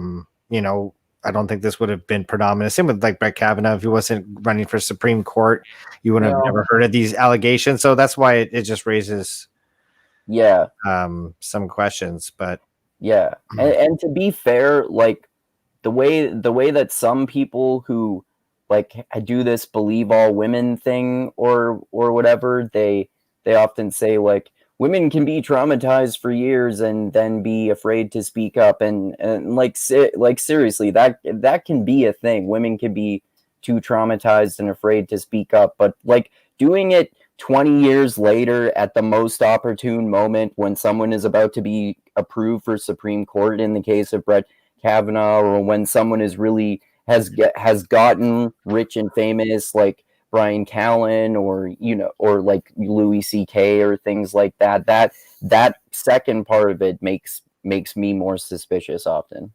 The Kavanaugh thing, you can make a really strong argument that it's politically driven. So and so I was I'm skeptical about that. The Bryan Callen thing, it's like I don't know. It's people need like more evidence, or because you kind of have to go by the irrational law Napoleon system, which is like innocent until proven guilty, right? You can't just assume someone's guilty beforehand. It's kind of, or maybe it's bad for their business, so they can just make that decision. It's bad for their show, their reputation, so it's like a business decision. They have the right to do that, but it's also it's shady. Yeah, for sure. Yeah, everybody has their moral kind of compass, so it's up to you as the person to kind of.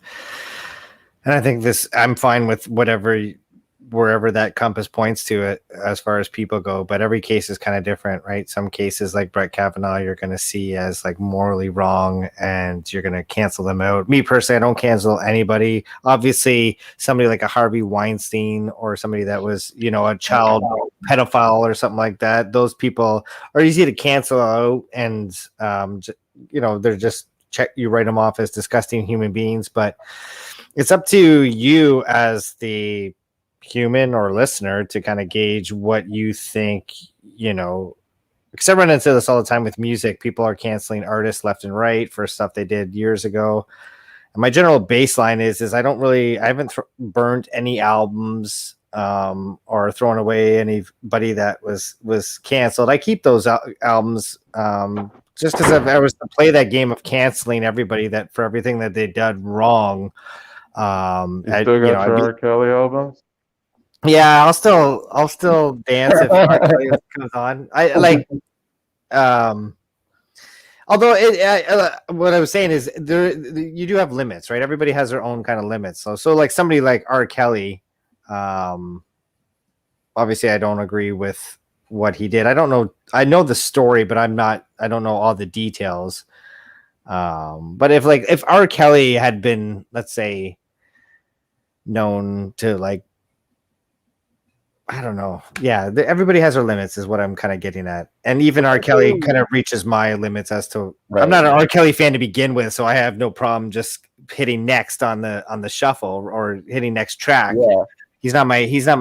He wasn't even my guy back in the day. I would dance when Ignition came on, but I'm not buying his album or anything like that, right? But right.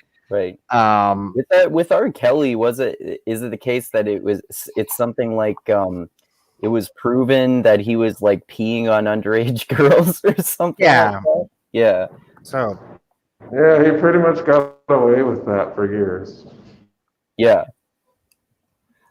Yeah, that's I'm laughing, but it's pretty fucked up. yeah, but there's some crazy things But like remember, Isn't it like back Epstein? Isn't in it the like early a bit like 2000s. Epstein's case? Sorry. Oh no, I was just saying back in the early 2000s, Dave Chappelle had an entire skit about him peeing on underage Yeah, girls. I know. And it just, I remember. and then that he didn't really get in trouble. It was kind of a known thing. It was in the cultural zeitgeist. Yeah, he got away with it. Yeah. Yeah, for sure. What were you saying there, Sheezan? Sorry, I forgot. Oh, okay. Oh, yeah, I was saying that it wasn't his case similar to Epstein's. Like he was trafficking underage girls. Actually, he wasn't trafficking them. He was like marrying them or like well, he courting married them. Aaliyah, who was underage at the time, and they forged her right. documents. And yeah, he was allegedly sleeping with underage girls. So for like somebody like R. Kelly, obviously that's easy to kind of dismiss and cancel because he's doing egregious things. But I don't know if you guys are familiar with like Ariel Pink, who's like a rock guy. He got canceled last week just for coming out as a Trump. He voted for Trump. And his band and his label just like said see you later and got rid of all of his albums. That kind of stuff I kind of lean more towards unnecessary, whereas a guy like R. Kelly, that is necessary because he's doing so. But everybody's got their own kind of moral compass on where they can gauge. Here's what I would say about that. I would say that coming out as Trump is a stupid business decision. Yeah, it is.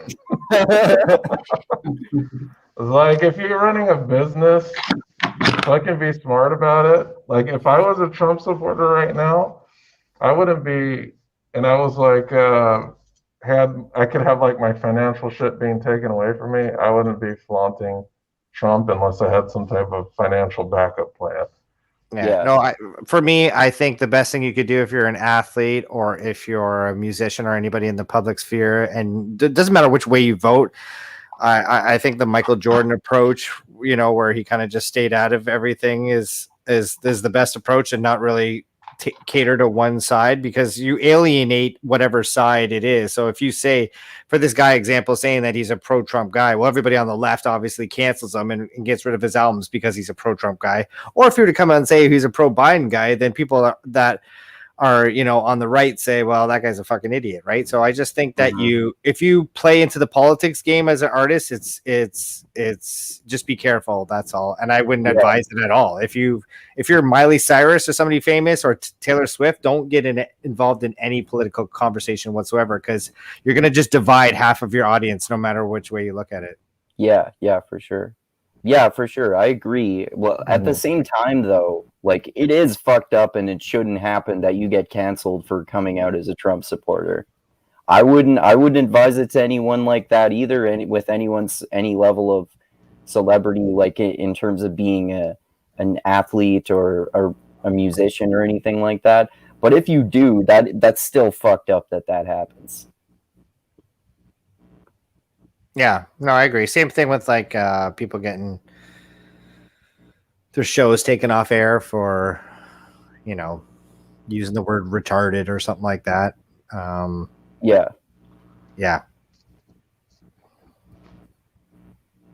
Yeah, I would say it's just in general a good idea to not attach some of your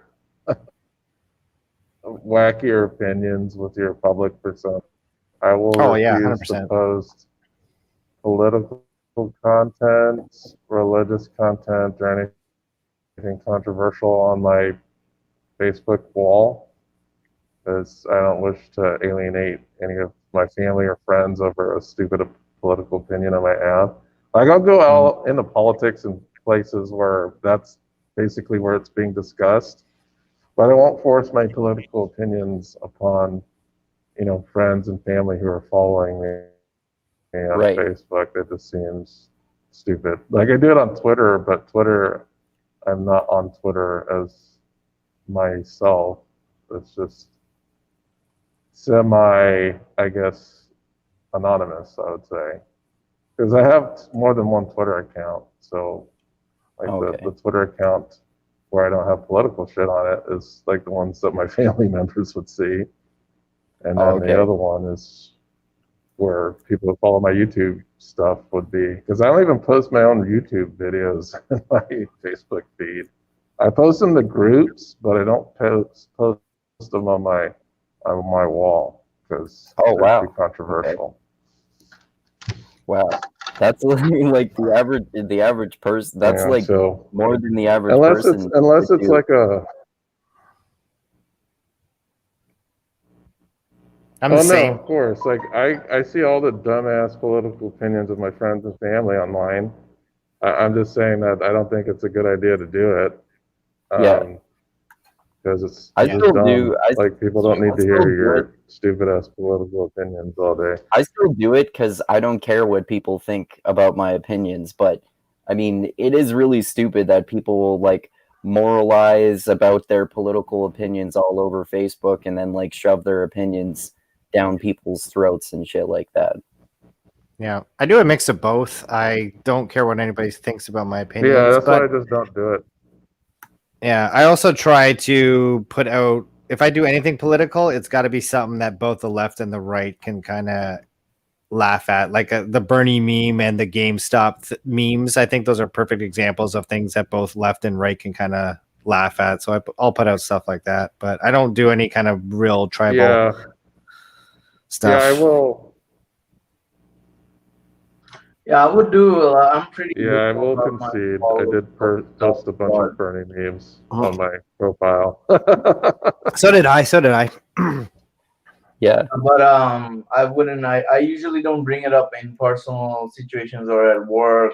But I would. Yeah, like a place like MMA or like Reddit or some place. I would definitely have political arguments. Like in have spaces where I do that. Yeah, that's fair. Yeah, in private groups, that's what I'll do it. Because say you're gonna get another job or something, and I've had been told by people in HR is like, yeah, we definitely look at your public Facebook profiles and like all your whatever you do online. So that's why I don't put any political opinions out there. So I'm if I probably ever already like up for that sort of got a thing new anyway. job or something. Yeah, like working for Facebook. Get in. Yeah. I've already like on my public Facebook page put all sorts of controversial Well, opinions. yeah, that's Legalize all why I'm drugs, always like legalize cautious because prostitution. I don't know. Hey, what if I start a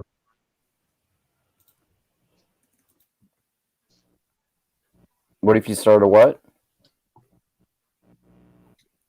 Oh, did they drop out? Yeah, I just save that for private groups, business or something, or well, yeah, like what if you start a business or you like get interviewed for like a good job or something, and then they find all this like crazy shit that you said. Like I'm trying to make sure that I'm not cancelable in that way. And if they wanted to find out what Facebook groups I'm in, and then try to hunt for those political opinions in those groups. So Yeah, that's a lot harder to do. Like find what And then- groups, what forum someone's in. That takes a bit more time. I pretty much just got to embrace the cancelability at this point. yeah. I've already like put so much controversial stuff on my public Facebook page, like legalize all drugs, legalize prostitutions. In my second last YouTube video, I tried to make a nuanced point that will probably inevitably be misinterpreted by some people as me defending pedophiles, and I said the N-word on that video too. So not in like an insulting way, of course. I was saying that it used to be the way that black people were referred to, but even if it's in the proper context, I'm not supposed to say it in public as a white person.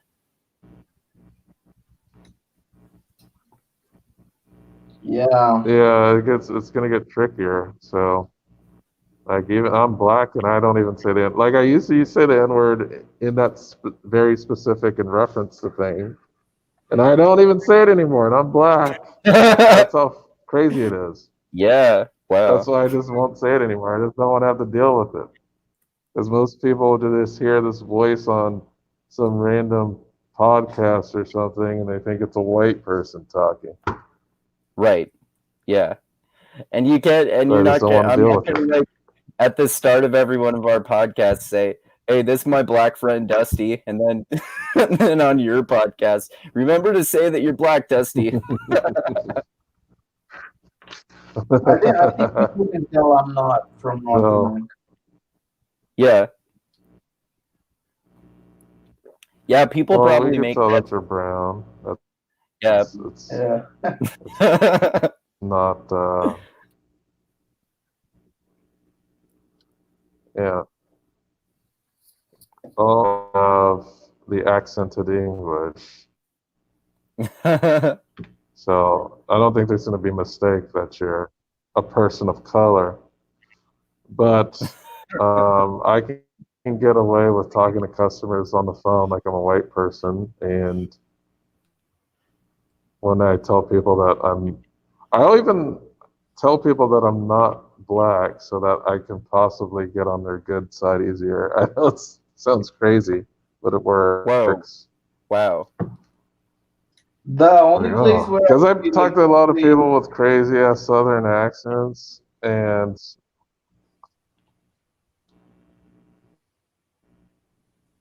what were you gonna say? Yeah, go on. Southern accents. Oh, I was gonna say. Oh no. Yeah, at work. Whenever I talk to somebody with I think we're a lag or something. Oh, okay. Someone must Yeah. be lagging. Am I You're lagging? hearing me.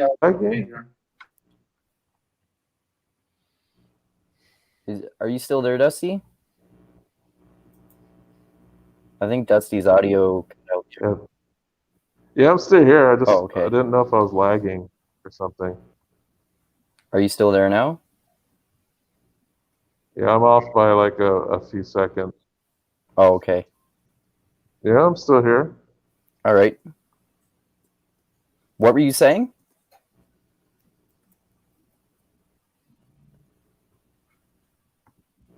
I was just saying that sometimes I talk to people with like crazy ass Southern accents. So when I do, I just sound as white as possible. Because I don't know if they're going to be slightly racist or not. Oh, okay. You put on like your Obama impression? No, because that's black. I don't put on, I just talk like myself. And I don't use any slang. Right. I sound normal, I guess. I just don't use any slang.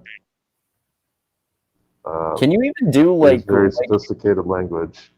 Can you even do like an impression of like a stereotypical ghetto black person?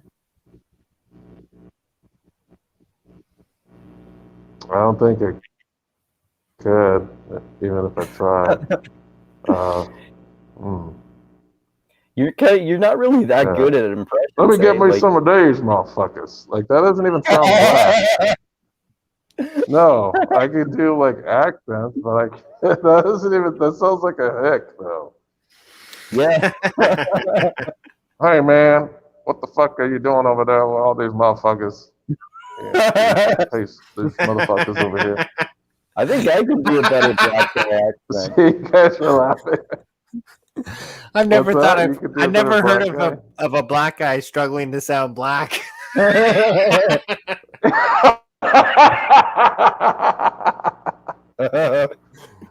Yeah, that's why I just don't. Like it's horrible.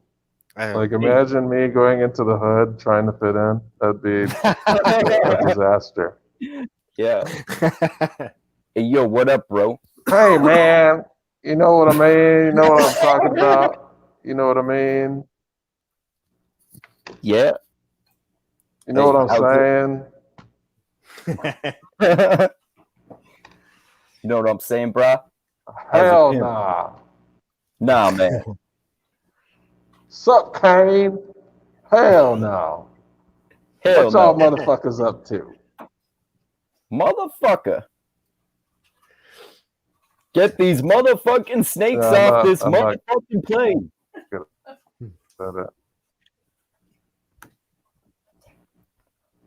Yeah, maybe I need to talk to my Alexa more because my Alexa is Sam Jackson.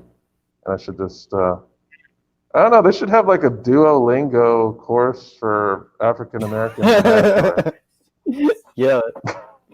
Oh, you see that in Or maybe I just need to spend more time on Urban Dictionary.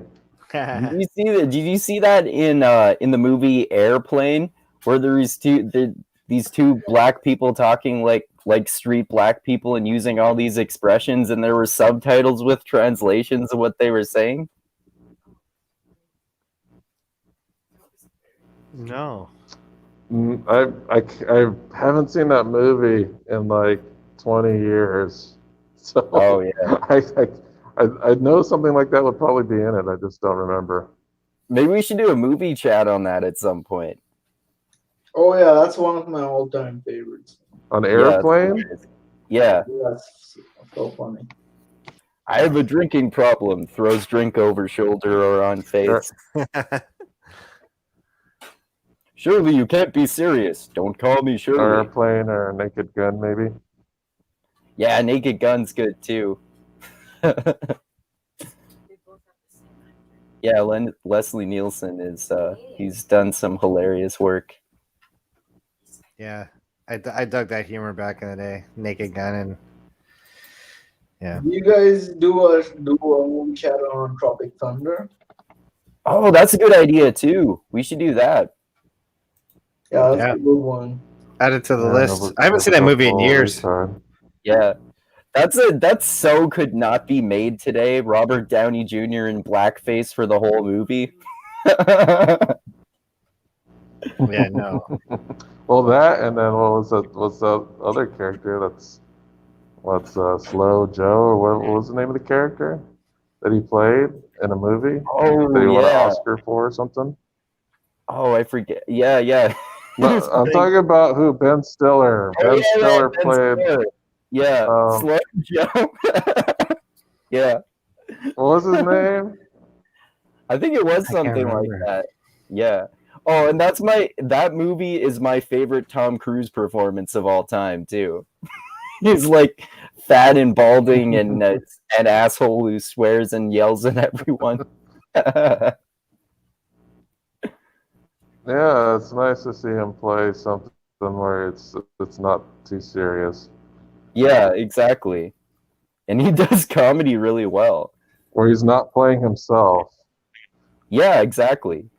He's not playing Tom Cruise as Tom Cruise in Mission Impossible 8. Mm-hmm. Yeah, that guy.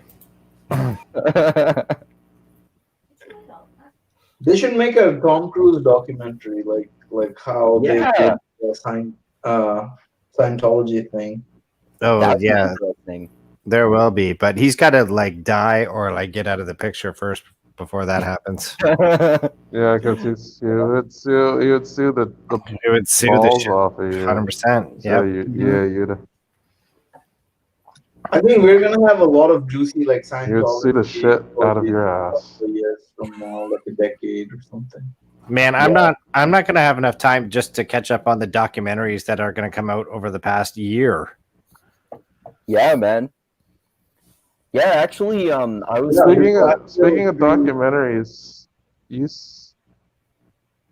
Didn't you say you had that documentary about Jamal Khashoggi somewhere? You found it?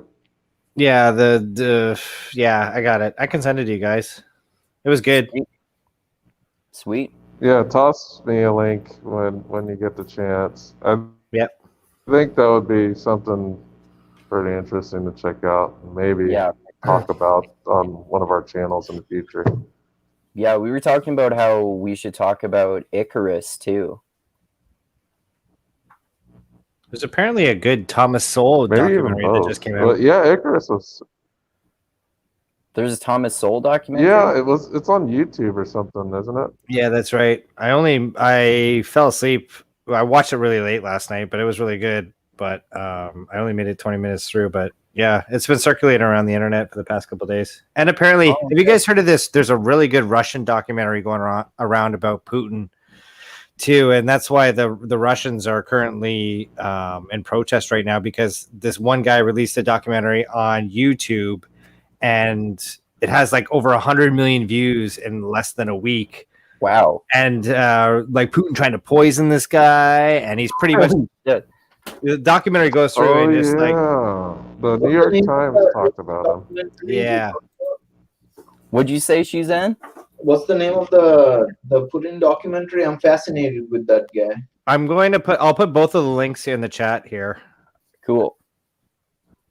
Yeah, I was gonna say too, actually, I watched a documentary the other day on Netflix that I thought would be cool to talk about sometime soon. It's this one called Crack, Cocaine, Corruption, and Conspiracy, and it's all about the drug war, and particularly how in the 80s there was this supposed crack epidemic, and the people were given way larger jail sentences for crack than cocaine, even though crack and cocaine are the exact same drug. And the only difference is that you remove the salt from crack so that you can smoke it, because you can't smoke cocaine. And they're like about how the laws for that were disproportionately applied, and black people were disproportionately arrested. And my favorite part is that Dr. Carl Hart is interviewed in that documentary too, and I'm a huge fan of his, because he wants all drugs to be legalized, taxed, and regulated, and he's like a neuroscientist who does studies with people, giving them and studying drug addiction, and he himself openly has said that he does cocaine and heroin sometimes, and if you can get them safely and do them in a safe and controlled environment, then they're not that bad. And he, on his last podcast that he did with Joe Rogan, he convinced him to try cocaine and heroin with him sometime, like good quality, unadulterated cocaine and heroin in a safe and controlled environment. Do you think he's going to do it? I think he would, man. Didn't he experiment with a lot of other things before, right? Rogan? Yeah, Rogan's Psychedelics. done mostly psychedelics. I think he's done DMT 7 times, and he's done mushrooms a bunch of times, and he tried ecstasy once. But he's never done cocaine or heroin before. He's too scared of them. Oh, I've seen I've people tried get destroyed by him. Yeah. Painkiller like heroin before. You can definitely try it without getting hooked. You can do it once. It's not like you're not I'm gonna. talking about OxyContin. OxyContin is heroin, basically. Well, I've taken OxyContin, and I was like, it just makes me sleepy. That's it. Yeah. But Yeah, then again, it was just post-surgery. The only thing I used it for was to go to sleep. Right. Yeah, I don't think I've taken any opioid pills like that before. But obviously, since there is a so-called opioid epidemic. But in that Rogan podcast with Dr. Carl Hart, an interesting part of it was where he was saying that this is really overblown, to say the least. And he was talking about how, like, with any drugs, people can say that and when someone dies, people can say that it's drug related, regardless of how much drugs they have in their system. Like it can be attributed to drugs, even if they have such a small level of whatever drugs we're talking about in their system, that it would not be fatal, or they'll have multiple types of drugs in their system, and the media will only mention the illegal ones, but they won't mention the legal ones, like alcohol, that are like at way higher amounts than the illegal ones that are in their system. like the point is that a lot of people do use these opioid pills like OxyContin like legitimately because they have pain and they have prescriptions and they don't get addicted to them. Like it's not a guarantee that you get addicted to them. Yeah, my mom was on OxyContin for over a decade actually. She isn't anymore, but she never got addicted to it. Mm-hmm. Because I only use it when I get a headache. Like if you keep taking them, aren't they like physically addictive or? No, no, I don't think they actually are. I think it's more. I don't know. I don't know what it is. Like I know there are things that are physically addictive. Yeah. I know for sure cigarettes are fucking addictive. Yeah. Coffee is to some people. Coffee definitely is physically addictive because you can. It depends. Take it. Yeah. Well, yeah, there's definitely coffee withdrawal. But for me, the withdrawal of coffee doesn't actually make me want to drink more coffee. It's like, oh, I got a headache. Also, isn't hangover like alcohol withdrawal? Or is it just concentration? Yeah, I think Dr. Carl Hart actually has talked about that too, that like a hangover is like mild alcohol withdrawal because you binge drank so much or something like that, I think. Mm-hmm. By the way, I put the links for both those documentaries I mentioned, the one on Thomas Sowell, the one on Putin, and I also put the link for the What Killed Michael Brown. And I don't know if you guys see those at all. Is that the recent one with that guy who was interviewed by Glenn Lowry and John McWhorter? For what? Which one? Sorry. Who Killed Michael Brown? Oh yeah. What's that guy's name? Yeah, I don't know if they interview him, but they do. They did watch the film and then they discuss it. Shelby Steele, that's his name. Okay. But yeah, I put the links. Would you mind sending those links in our Facebook group chat too? Yeah, that's a good idea. Yeah. Okay. Because these links will go away once this chat's done. And then the Facebook group chats will be there permanently. Yeah. Yeah, in terms of coffee, I mean, I can drink coffee all day long, but I don't get withdrawal from it. If I I deliberately try to reduce the amount of coffee that I have once a week because I can tell that I have more addictive tendencies to stimulants than weed, for example. I can smoke a lot of weed, but not really I've never really had a desire to smoke weed all day long. I've just but then how can you being high is less fun if you're not sober for some of the time. Why would you just want to be high all the time? I know. There are some people that are, but not. Yeah, obviously. I guess, I don't know. I think that's one of the biggest reasons, too, why people who are extremely addicted to some of these things, that they're chasing a certain feeling, but since they're doing it all the damn time, they're not able to contrast that feeling with normal life, I guess. Yeah, exactly. That's how they overdose, right? They keep taking the dose up because it doesn't feel as good as it used to, and then that's how. Well, most ODs for heroin or things like that are because of impure, what they're taking. If they're using fentanyl, whoever cut their dose put way too much in it.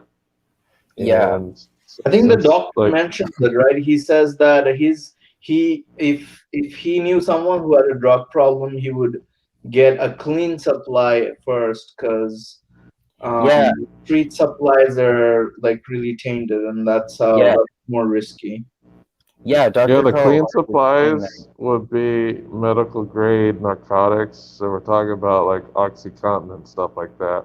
So once you go to the street, you're trusting like some black market drug dealer to correctly measure out the drugs, and they make a little mistake with fentanyl, you're a dead man. Yeah, You know, yeah, exactly. it's like that stuff is not really something that anyone should be playing around with if they're not professionally liable. Yeah, But yeah. they Dr. do Carl it because Hart it's cheap. Yeah, Dr. Carl Hart was saying that on the Joe Rogan podcast too. Like his biggest concern is drugs being illegal, because when people go and buy coke or heroin or something like that, a lot of the times it can be adulterated with fentanyl or something like that. And if you just have like unadulterated heroin or cocaine, it's going to be much safer. And a lot of the times when people die, he was saying too that a lot of the times that people die from drug overdoses, it's because they mix a whole bunch of different drugs that shouldn't be mixed, like alcohol and opioids and weed and like benzodiazepines, and like you're having like three different types of uppers and downers, and then your tolerance is going to be lower for all of them, so you can like accidentally take too much of one thing or multiple things. And then you're going to need to get a needle of adrenaline to the chest. Yeah, like Pulp Fiction, even though that's not the way it happens in real life. No, they just shoot you like in the ass cheek with some epinephrine or whatever. Isn't there this? I think there's this stuff called Narcan that they give to people who, I think it's people who get opioid overdose. Yeah, I think cops in high areas where people overdose carry it. So when they respond to overdose, they can just give them a dose of that and they come back. Yeah. Just say no to drugs. Yeah, they get into that in that documentary I mentioned, Nancy Reagan's whole "Just Say No" campaign, because that'll work well. Yeah, I remember all the video. Like if you booted up like a Street Fighter game, it has that Jeff Sessions logo from the FBI telling you to. Yeah, because Jeff Sessions used to be the head of the FBI. So back then, like in the late 80s, like all the video games, like they would say no to drugs on them. Oh, really? Wow. Yeah. I mean, all you have to do is like, I don't know if you're into emulators, but just get an emulator of an American game produced between like 88 and like 93, and they all have like those say no to drug FBI logos in the intro screens. Oh, wow. I've played like a few games from the 80s, like Sega Genesis games or something like that, like Street Fighter and others. Well, it has to be an arcade game specifically. They wouldn't be in the console games. Oh, I don't know why, but they only put them in arcade games. I don't know what the thinking or impetus was about that, but you would only find it in an arcade game. Okay. When consoles first came out, were video games still way more popular in arcades than on consoles? Well, the people still hung out at arcades because those were social gatherings, and the newest and best games came out in arcade first. So we're talking about like Street Fighter and stuff like that. And, yeah, those were. Some of the consoles weren't as powerful enough to handle some of these arcade games yet. Oh, okay. So, yeah, this was like from, I don't know, early 80s to, arcades probably started dying off like in 95, around there. Okay.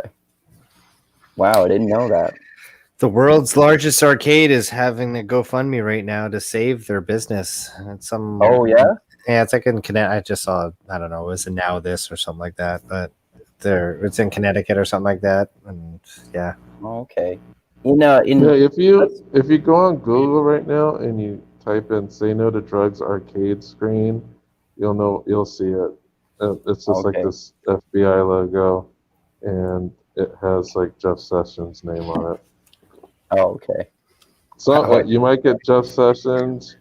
I think most of them just have Jeff Sessions because he was the director at the time. Oh, winners don't use drugs. Yeah.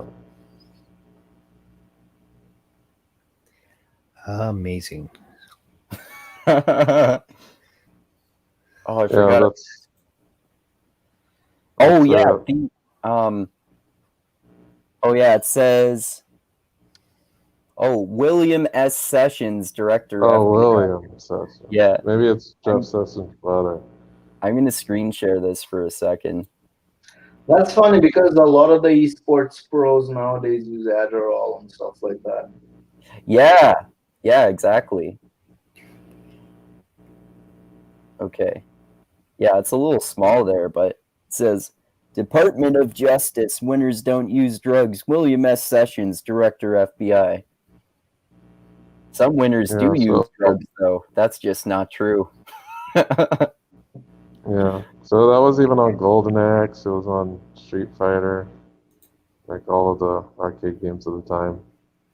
Oh, Like okay. if you go to William S. Sessions' Wikipedia page, it also has a picture of that logo from an arcade screen. Oh, okay. I remember years ago when I would go to the nearest big city, Edmonton, where there was West Edmonton Mall, which was the biggest mall in the world for I don't know how long it was, but for a period of time between when like West Edmonton Mall was competing with Mall of America for the biggest mall in the world. When I was a kid for a while, there was a giant arcade there called Palladium that I went to a few times, but it ended up closing down, and that must have been like at least 10 years ago now. Mm. Yeah, arcades died like in the late 90s. Like by the late 90s, the only thing you find in arcades were like DDR machines and maybe a couple fighting games. Dave and Buster's, I guess, is still around, but And they're racing games too. yeah, Dave and Buster's, I guess, is keeping that alive. But what you find in arcades isn't as exciting as it was back then, because arcades had the cutting edge of technology back then, so you would only be able to see like the best stuff in an arcade. Right.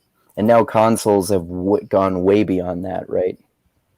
Yeah, because the only thing an arcade can offer is probably like an experience that would be based off of some type of oddball peripheral.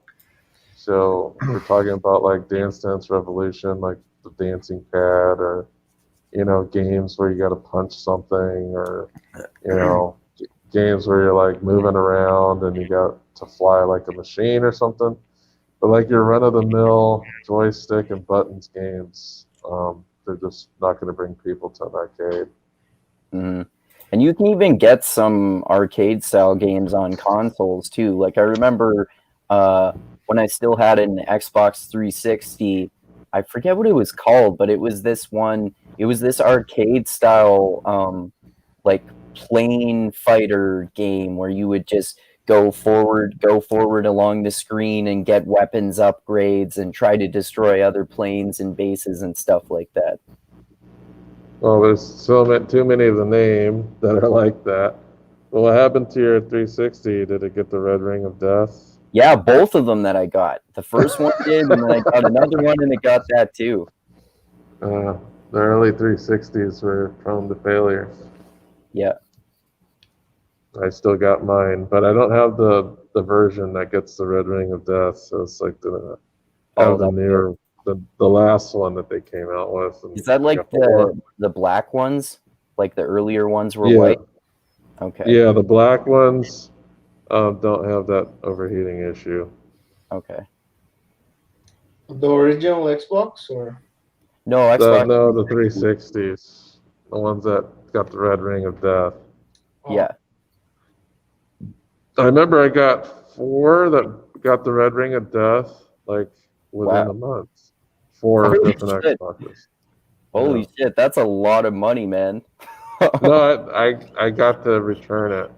So Oh, every time, well, one thing is whenever I bought an Xbox, I made to buy the store's insurance on it oh, okay. because I knew they were prone to failure. And this was before they offered like a 3-year, like they were so bad that Microsoft ended up giving everybody a 3-year extended warranty, which is Wow. unheard of for a damn game console.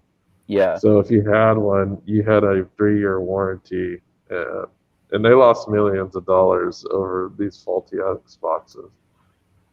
But yeah, I had 4 that died like within a month, and eventually, like the last one died, and I was like, forget this crap. I'm just gonna buy the new one that doesn't have this problem, and nothing ever happened to it.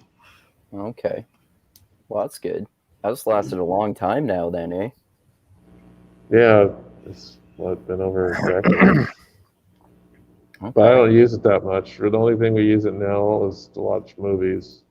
If we need a physical DVD player, that's what we use the Xbox for. I still use my Blu-ray player sometimes, and I'm glad that when I worked at Rogers Video back in the day, when you could actually go to a store and rent videos, which I still would love to be able to do. I bought tons of movies, and I'm glad that I did, because you can't get all of them on Netflix and Amazon and those streaming services, and I can watch them on that streaming website, but I can't watch them on a big screen because my laptop screen is small. So if I want to watch like some of my favorite movies that aren't on any of those streaming platforms on a bigger screen, it's good to have the Blu-ray or the DVD.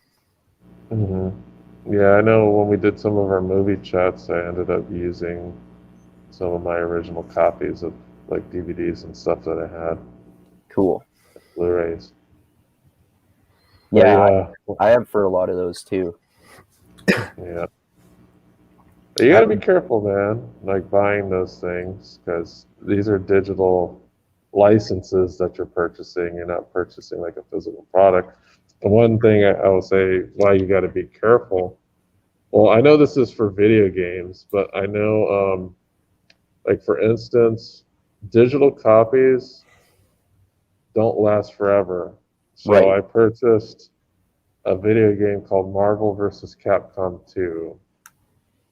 And what happened with that is Capcom lost the license. And now I don't have the game anymore because Capcom lost the license, even though I paid for it. Right. So I remember you telling me that before. Yeah, I'd say if you're ever going to buy like a Marvel game, never buy a digital copy. Let's get a physical copy of it, because their licenses get thrown around all the time. Right. And if you don't have that physical copy, then the digital copy becomes useless because it won't even be available anymore. Right. Because those the video game companies have to like continuously renew those licenses to keep them. Yeah, in order to sell it, they have to continue to renew a license. And what sucks is even if you purchase it, like there are some that I've purchased that I didn't get rid of, like on my Xbox. I think there's a Marvel vs. Capcom 1 game on there. But if I went and if I deleted that game off my Xbox and went and tried to re-download it, it's not listed anymore. So it would be gone. I wouldn't have access to it anymore. Okay. Yeah. So, I got a jet. My dog needs to go for a walk. So, okay. Yeah, we could end it. We could end it here. We've been talking for a while, and we've gotten way off topic as we usually do. So yeah, I'll just end it here. So thanks to everyone for watching this. You can go there if you need to, Chris. Thanks to everyone for. It's all good. It's all good. All right. Thanks to everyone for watching this Mindgasms podcast. Look forward to our next one. Our next one with this crew will be our movie chat on Grandma's Boy. Thanks to everyone who subscribed to the channel. Please do so. subscribe to Mindgasms if you haven't already. Thanks to McEldoon for making comments, and thanks to anyone else who makes comments. And thanks especially to those of you who contribute to me on Patreon. I always greatly appreciate that more than anything else, and I'll post the link for that in the description of this video. And like I always say, I love you all. Keep being the tiny beam of light that shines through the almost impenetrable darkness in the universe. I even love Candace Owens, even though I don't like her. And most importantly, always remember this: the funk cures all, and groove is in the heart. And Candace Owens is an awful but also entertaining grifter. And legalize all drugs, and video games are fun. And yeah, anything else you guys want to say there, or give any plugs before we end it? Well, my only plugs are for your channel for next week, and we're going to be covering The Well of Ascension by Brandon Sanderson. It's going to be me and Tristram, and then we're also doing The Rock Frontman, right? Yep, that'll be cool too, with you, Chris, and I on who the best rock frontman is. So that'll be fun too. Yeah. Yeah. So. All right. I'm gonna have an oddball pick for that one. Yeah, I'll be interested to hear that. I know what mine and Jenkins' picks are so far, but not yours and Chris's. So that'll be fun to hear. You got any? Know what Jenkins is? Yeah, I know what Jenkins is. Okay. You got anything? Any last words there, or anything before we end it, Sheezan? Keep watching Mindgasms, Woke Centrist. I'm excited to see what you guys come up with. Also the movie chats. Yeah, it's been fun. Thank you for having me. All right. Thanks for joining, man. Always fun. All right. Thanks again to everyone for watching, and adios until next time. All right. Take it easy.